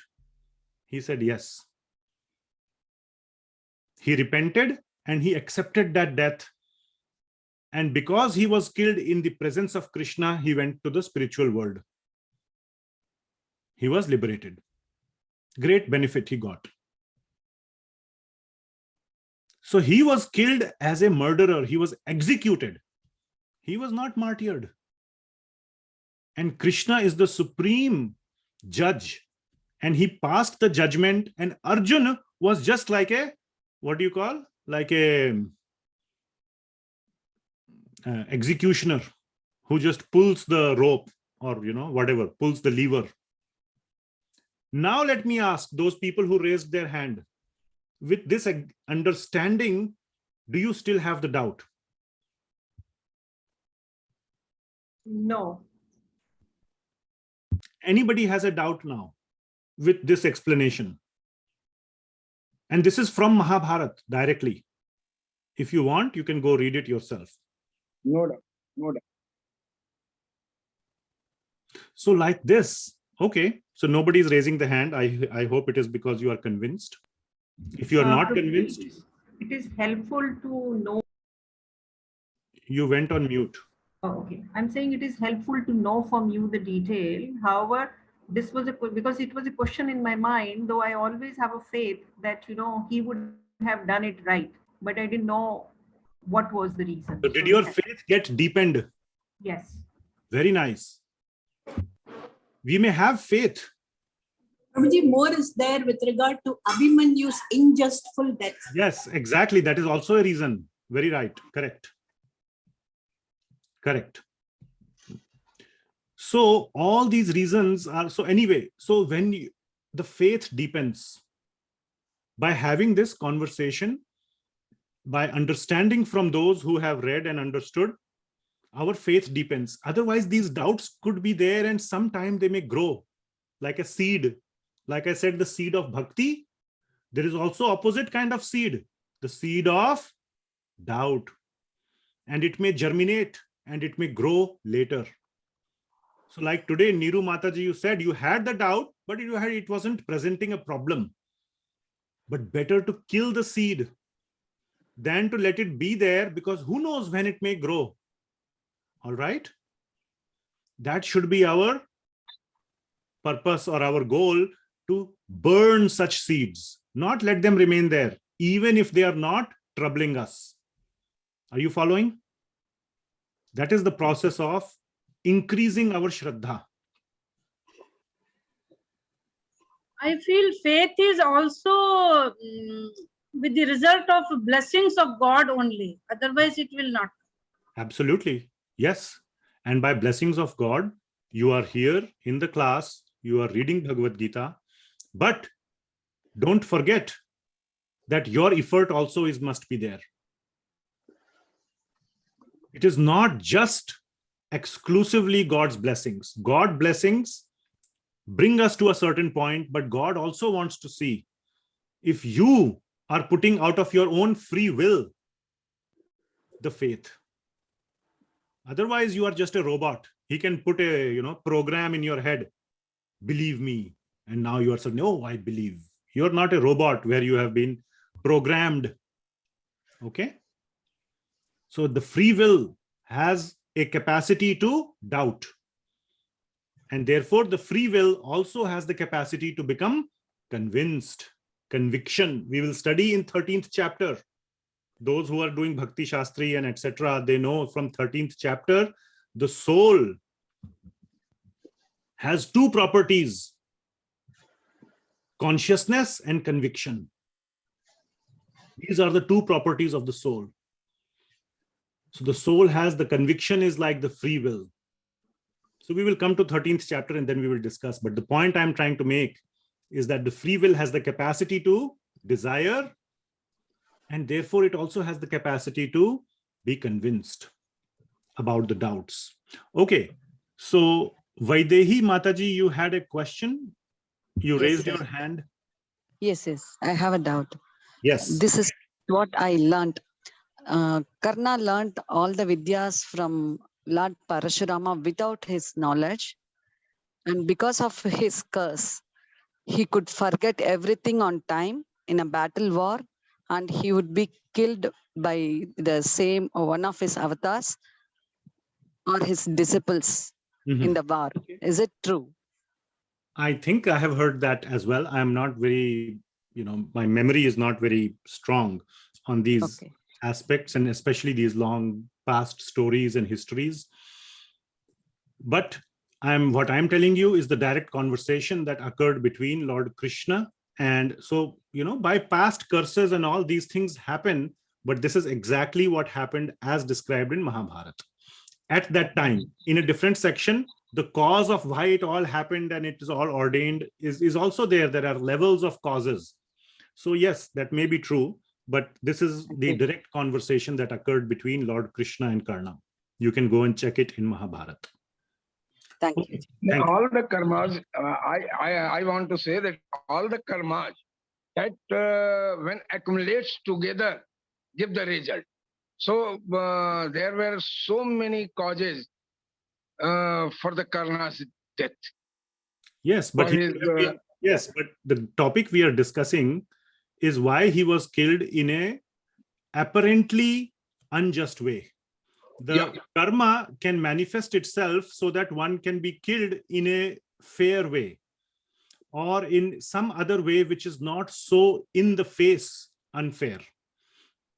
Especially the point being shown here is in the presence of Krishna, who is Bhagavan himself. How can something unfair, adharmic happen? Killing like this is adharmic according to the codes of war. And the point that we are discussing is that in people's mind, it raises doubts against Krishna. And that is what we are addressing. And after the explanation, hopefully it is clear that Krishna actually served justice, not injustice. That is the point. Thank you. Okay. Prabhuji, Krishna did very justice because Karna is deserved that for that what Krishna is doing, everything is good. He knows, but he previously he did so many bad things because with the Duryodhana and all of people mix and killed this Abhimanyu. He is a boy and he cannot come out that Padmayuha, even though all he did a very, very sad thing about that him. And another point is he is encouraging, and he himself is joined in the Draupadi Vastrapaharanam, and that also not good. Yes, we discussed all these points. Okay, Professor. Thank you. Thank you. So, Prabhuji, I just wanted to find out if because Karna is violated his dharma regarding the Draupadi, it doesn't mean that Arjuna had to violate the yuddha dharma. No, he did not violate yuddha dharma. Because he killed Karna. While he was... The explanation is still not clear to you then. Arjuna, I just said, please listen again carefully. Arjuna is just a executioner. You know what is an executioner? The judge says that this criminal shall be given capital punishment. Okay? Yes. Then somebody has to actually go and kill the person, isn't it? Does the judge go and kill the person himself? No. Who kills? Some random person, isn't it? Yes. Who pulls the trigger, or who pulls the, whatever lever if you are being hanged, whatever may be the case. That is the only job that Arjuna did. The job of the executioner is not to question the judge. That I don't believe in your judgment. I am not going to pull the trigger. The judge will say, okay, you are fired. I will go find another executioner. Isn't it? Yes, yes. So Yeah. Arjuna, it is not Arjuna's job. When Arjuna surrendered to Krishna at the end of Bhagavad Gita, you will see that. He says, Karishye vachanam tava. He says, all my doubts are dispelled and I will do exactly as you say. He accepts the position of a nimitta matra. In 11.33 of Bhagavad Gita, Lord Krishna says, nimitta matra bhava savya sachi. Just become my instrument. I am the judge, you are the executioner. You just do what I am telling you to do. Don't question me. Okay. And that was Arjuna's position. Okay. So Arjuna was not, he had relinquished his position of questioning what is dharma and what is adharma, because he understands now what dharma is, what Krishna says. Because he is the Supreme Lord. He is the creator of dharma. Dharma comes from Krishna. Krishna is not under the framework of dharma. Then what is the point of calling Krishna as Bhagavan? If Krishna has to obey dharma, then we should worship dharma. Arey Baba, we should worship that whom everybody else is worshipping. So if Krishna is worshipping dharma, or he considers dharma to be superior, then we should worship dharma. Why we have to worship Krishna? Are you following? Who is Yes, bigger, sir. dharma or Krishna then? But Krishna. Because Krishna is bigger, because dharma comes from Krishna, not the other way around. Krishna has no obligation to follow any dharma that you may say. Whatever Krishna says is dharma. And he is not such a, a dictator that he says, oh, you die, you die. He's not like a demon, like Hiranyakashipu. He gives reasons also. So he is not like a dictator, at the top. He gives reasons. He gave a whole list of reasons to Karna. And then Karna accepted. And then he was killed by the executioner Arjuna. So I hope that clarifies the point. okay. These are the doubts. These are exactly the kind of doubts that harbor, that linger in people's minds. Madam, you were asking, right? Why are we going through this? You can understand. I feel Supreme Lord, my understanding is, can never do injustice. Only thing is we have to understand why Exactly. it has been done. Exactly. That is the best mentality, which we will exactly cover in 9.4, next verse. How to deal with apparent contradictions.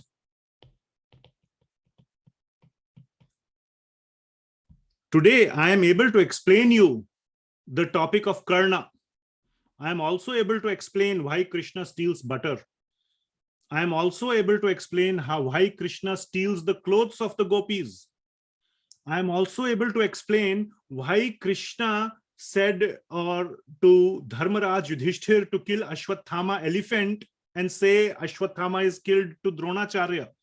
I am able to explain all those things, but there may be something which I cannot explain. Then how to deal with those contradictions which nobody can explain? And that is a great segue into 9.4 itself. But we are out of time. I'm glad we had a good Q&A. So let me just introduce 9.4 and we will end the class. This is a very, very obvious and inexplainable, I think that's a word, or unexplainable, explainable contradiction. See, Bhagavad Gita is fully connected. Every verse has a link to the next verse. So we are all talking about contradictions, and in 9.4, Lord Krishna gives a contradiction for which there is no answer. There is no answer. You look in the Shastra, you will not find an answer. You want to see the contradiction? So let us look at 9.4. Maya tatam idam sarvam jagad avyakta murtina matsthani sarva bhutani na chaham teshu avasthitaha. So the verse is Maya tatam idam sarvam. By me, everything is pervaded, which means everything in the universe, I pervade everything. Maya tatam idam sarvam jagat avyakta murtina. In my avyakta murti, in my unmanifested form, I pervade the whole universe. Are you following?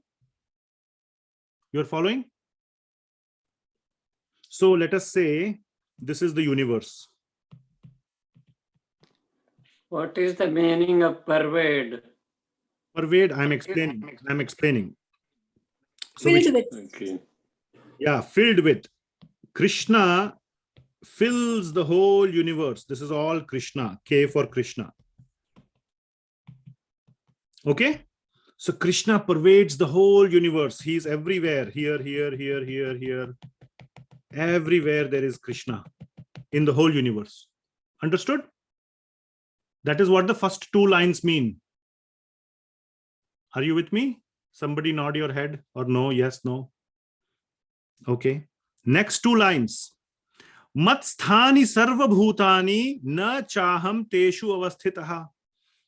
Then he says, Matsthani sarva bhutani. Matsthani, in me. So please let me shrink this. Okay.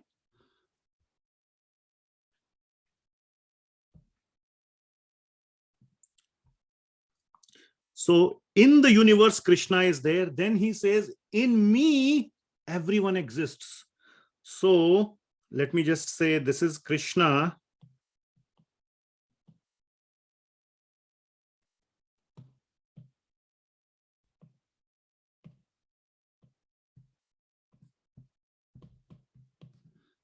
Does it look like a man? I'm just trying to draw a man. Let's say this is Krishna. Okay. In me, matsthani sarva bhutani, all the living entities are, and everything, the whole universe also, all the universes are within. So this is Krishna. And these are all the living entities and all the universes. Okay. So the question is Krishna in the universe or is the universe within Krishna? Which one? Universe within Krishna. So you mean this one is correct and this one is wrong? Who thinks the other way around? So Krishna is not in the universe, only the universes are within Krishna? Which one is correct? Second one. Okay, so we have another vote for second one, which means the first one is wrong. By accepting the second one, you are automatically saying the first one is wrong because it is a contradiction, isn't it?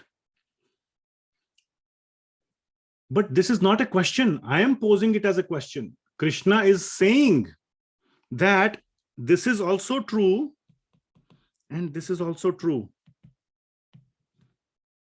He is the one. He's saying this is true in 9.4a and b. And he's saying this is true in 9.4c and d. Which means basically what he's saying is 9.4a comma b contradicts C and D. 9.4c and d.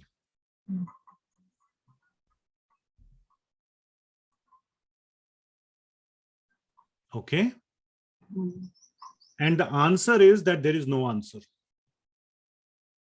This is a contradiction. And this is known as achintya, bheda, abheda, tattva of Krishna. Achintya. Achintya means inconceivable. We cannot understand how it is possible. Are you all sitting in your house right now? So you are in the house, isn't it? Is the house inside you also? Simultaneously, check inside. Look in your pocket. Is the house inside you? Look in your pockets. No. We cannot do this. If we are inside the house, then the house is outside us. The house cannot be inside us. This is the inconceivable potency of Krishna known as achintya, bheda, abheda tattva. We will explain this in more detail next class. And what you can do about it is in 9.5, where Lord Krishna says, Pashya me yogam aishwaram. Just celebrate, look and celebrate my potency, my inconceivable potency. All you can do is say, wow, this is inconceivable. This is far out, as some modern people say. This is too far out. This is like unimaginable. This is magical. But you should not say this is nonsense. This is made up. This is just some poetry. This is a figment of someone's imagination. All these are in the domain of what? No faith of Krishna. Exactly. Very good. All these are in the domain of a-sraddha. So I will explain in the next class how to deal. We'll go through this discussion. How to deal with apparent contradictions. And Lord Krishna has given the most inexplainable contradiction. Mother of all contradictions. Okay? So we will talk about contradictions and how to understand contradictions, the meaning of contradictions, and Krishna's ability to successfully display contradictions. We will give a very, very good Shastric example of exactly this point from the 12th canto of Srimad Bhagavatam. If you're interested, you can read the episode of Markandeya Rishi. He experiences exactly this. He experiences in one moment that the universe is within Krishna, and then he experiences in another moment that Krishna is within the universe. Within a moment, he experiences both things. And he is like, his exact reaction is, wow, I'm a great Rishi, I have all this gyan and everything. I didn't understand. I didn't realize Krishna is so magnificent, so wonderful that he's like inconceivable. And that inconceivability gives rise to bhakti. Then you realize, wow, I just want to become the friend or the servant of this great person. It would be so nice. So that gives rise to bhakti bhava. It's not aishwarya bhava. Aishwarya bhava leads to bhakti bhava. This is aishwarya bhava. Yoga me, pashya me yogam aishwaram. This is aishwarya bhava. Like, wow, God is so great. Therefore, I must do his bhakti. Okay, so we will stop here. Too much discussion. Any questions or comments?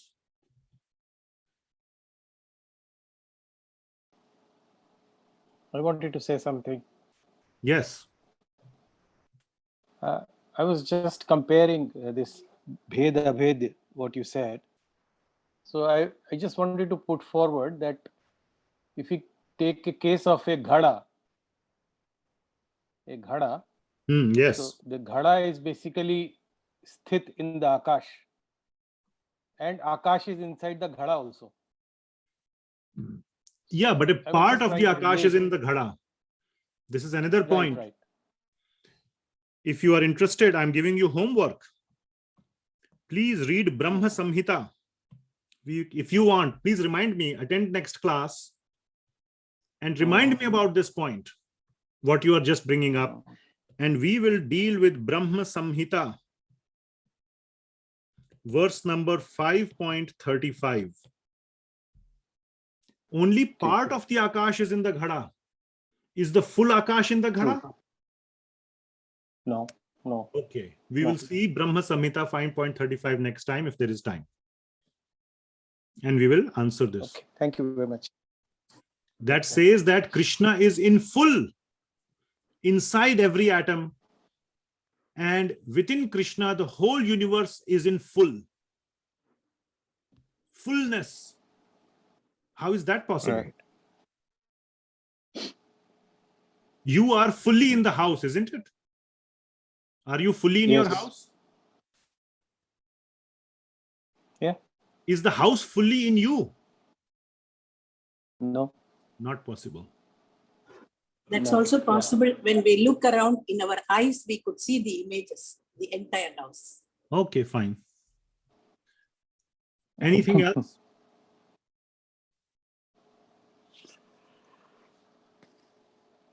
Anything else? There is one comment here. Historian says that perhaps in evolution of human, God came as an imaginary concept that helped to build trust and collaboration.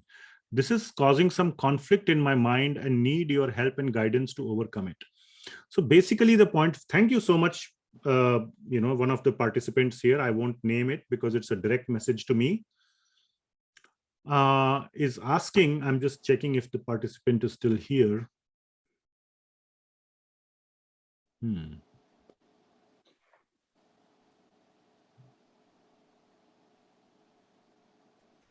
Yeah. So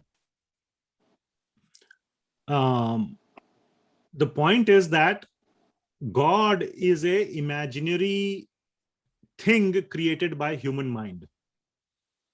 That is the point being made, essentially. You can direct message me and say yes or no, but that's the summary. For a specific purpose of collaboration and trust among human beings, perhaps, or how to lead a better life, peaceful life, calm and peaceful, stress-free life, how to deal with adversities when bad things happen, how to, tolerate. So you create an imaginary concept called God, and it helps you to move on in life in an easier way.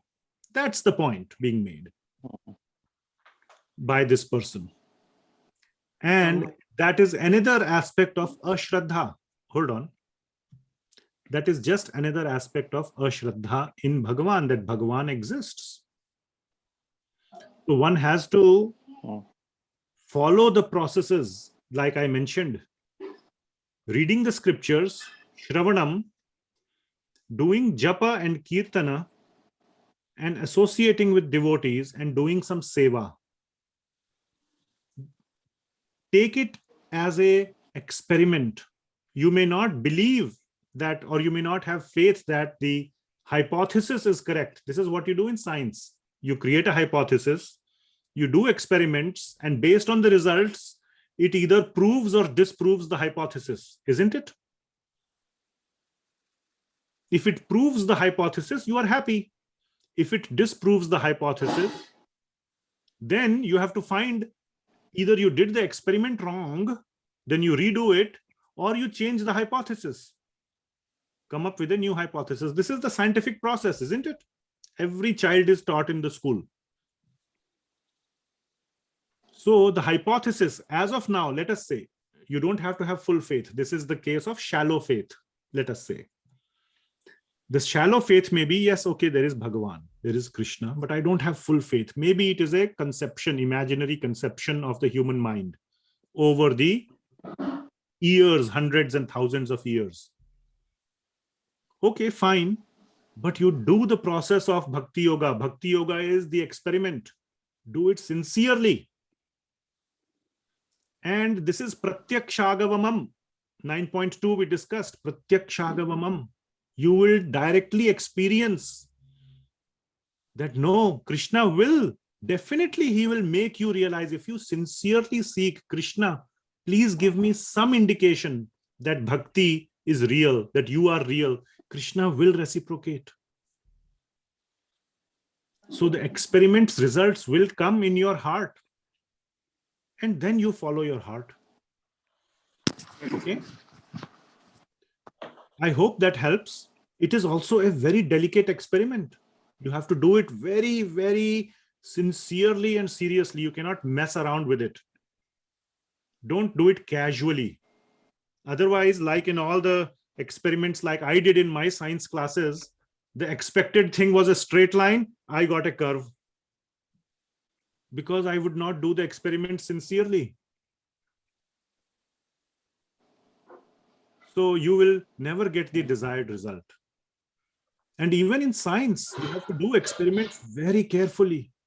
For example, there is an experiment called Millikan's oil drop experiment to measure the charge on an electron. You drop a oil drop because that oil drop is supposed to have 1 electron charge. That experiment is to be done in such a precision way that even if a car goes on the road 50 kilometers away, if there is a road and a car is going, your experiment vibrates and your results are lost. Some experiments have to be done on the moon because no place on earth is good enough to do that experiment.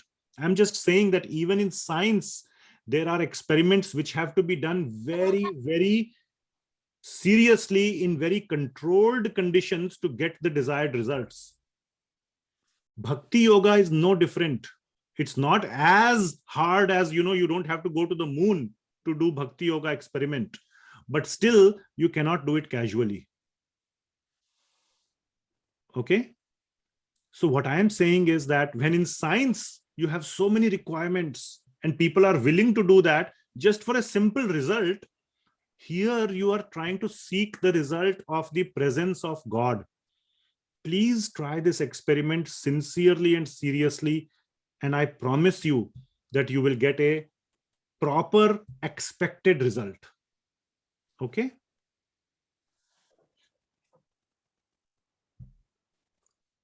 God is not a conception of the human mind. He is not. That is our faith, that should be our firm faith. And we should develop that faith by doing the experiment and solidifying the faith through our internal experiences and realizations. Take it on seriously. If you don't take it seriously, you will forever be in this thing. Oh, this is all made up. This is all imaginary. Well, too bad. Sorry. I don't have a better answer. Yes, Ram Prabhuji, you were saying something? How many years before, if we can judge, say in our time scale, this Bhagavad Gita was given to us by Krishna? Yes. How many years you feel? Or is there an answer? Sorry, I didn't get the question. Bhagavad Gita. How many years before? Bhagavad Gita was spoken 5,000 years ago. 5,000, okay. At the beginning of Kali Yuga. Okay, thanks. And therefore, the applicability of Bhagavad Gita is especially important in Kali Yuga. The same message was given by Lord Krishna many times. He says it in the 4th chapter, but in this particular way, it is given especially for Kali Yuga. He has made the process very simple. Just think of Krishna, just remember Krishna. There is nothing elaborate you have to do. No, it's not hard. It's very easy. So it is a very, very well suited process for Kali Yuga. Okay, anything else?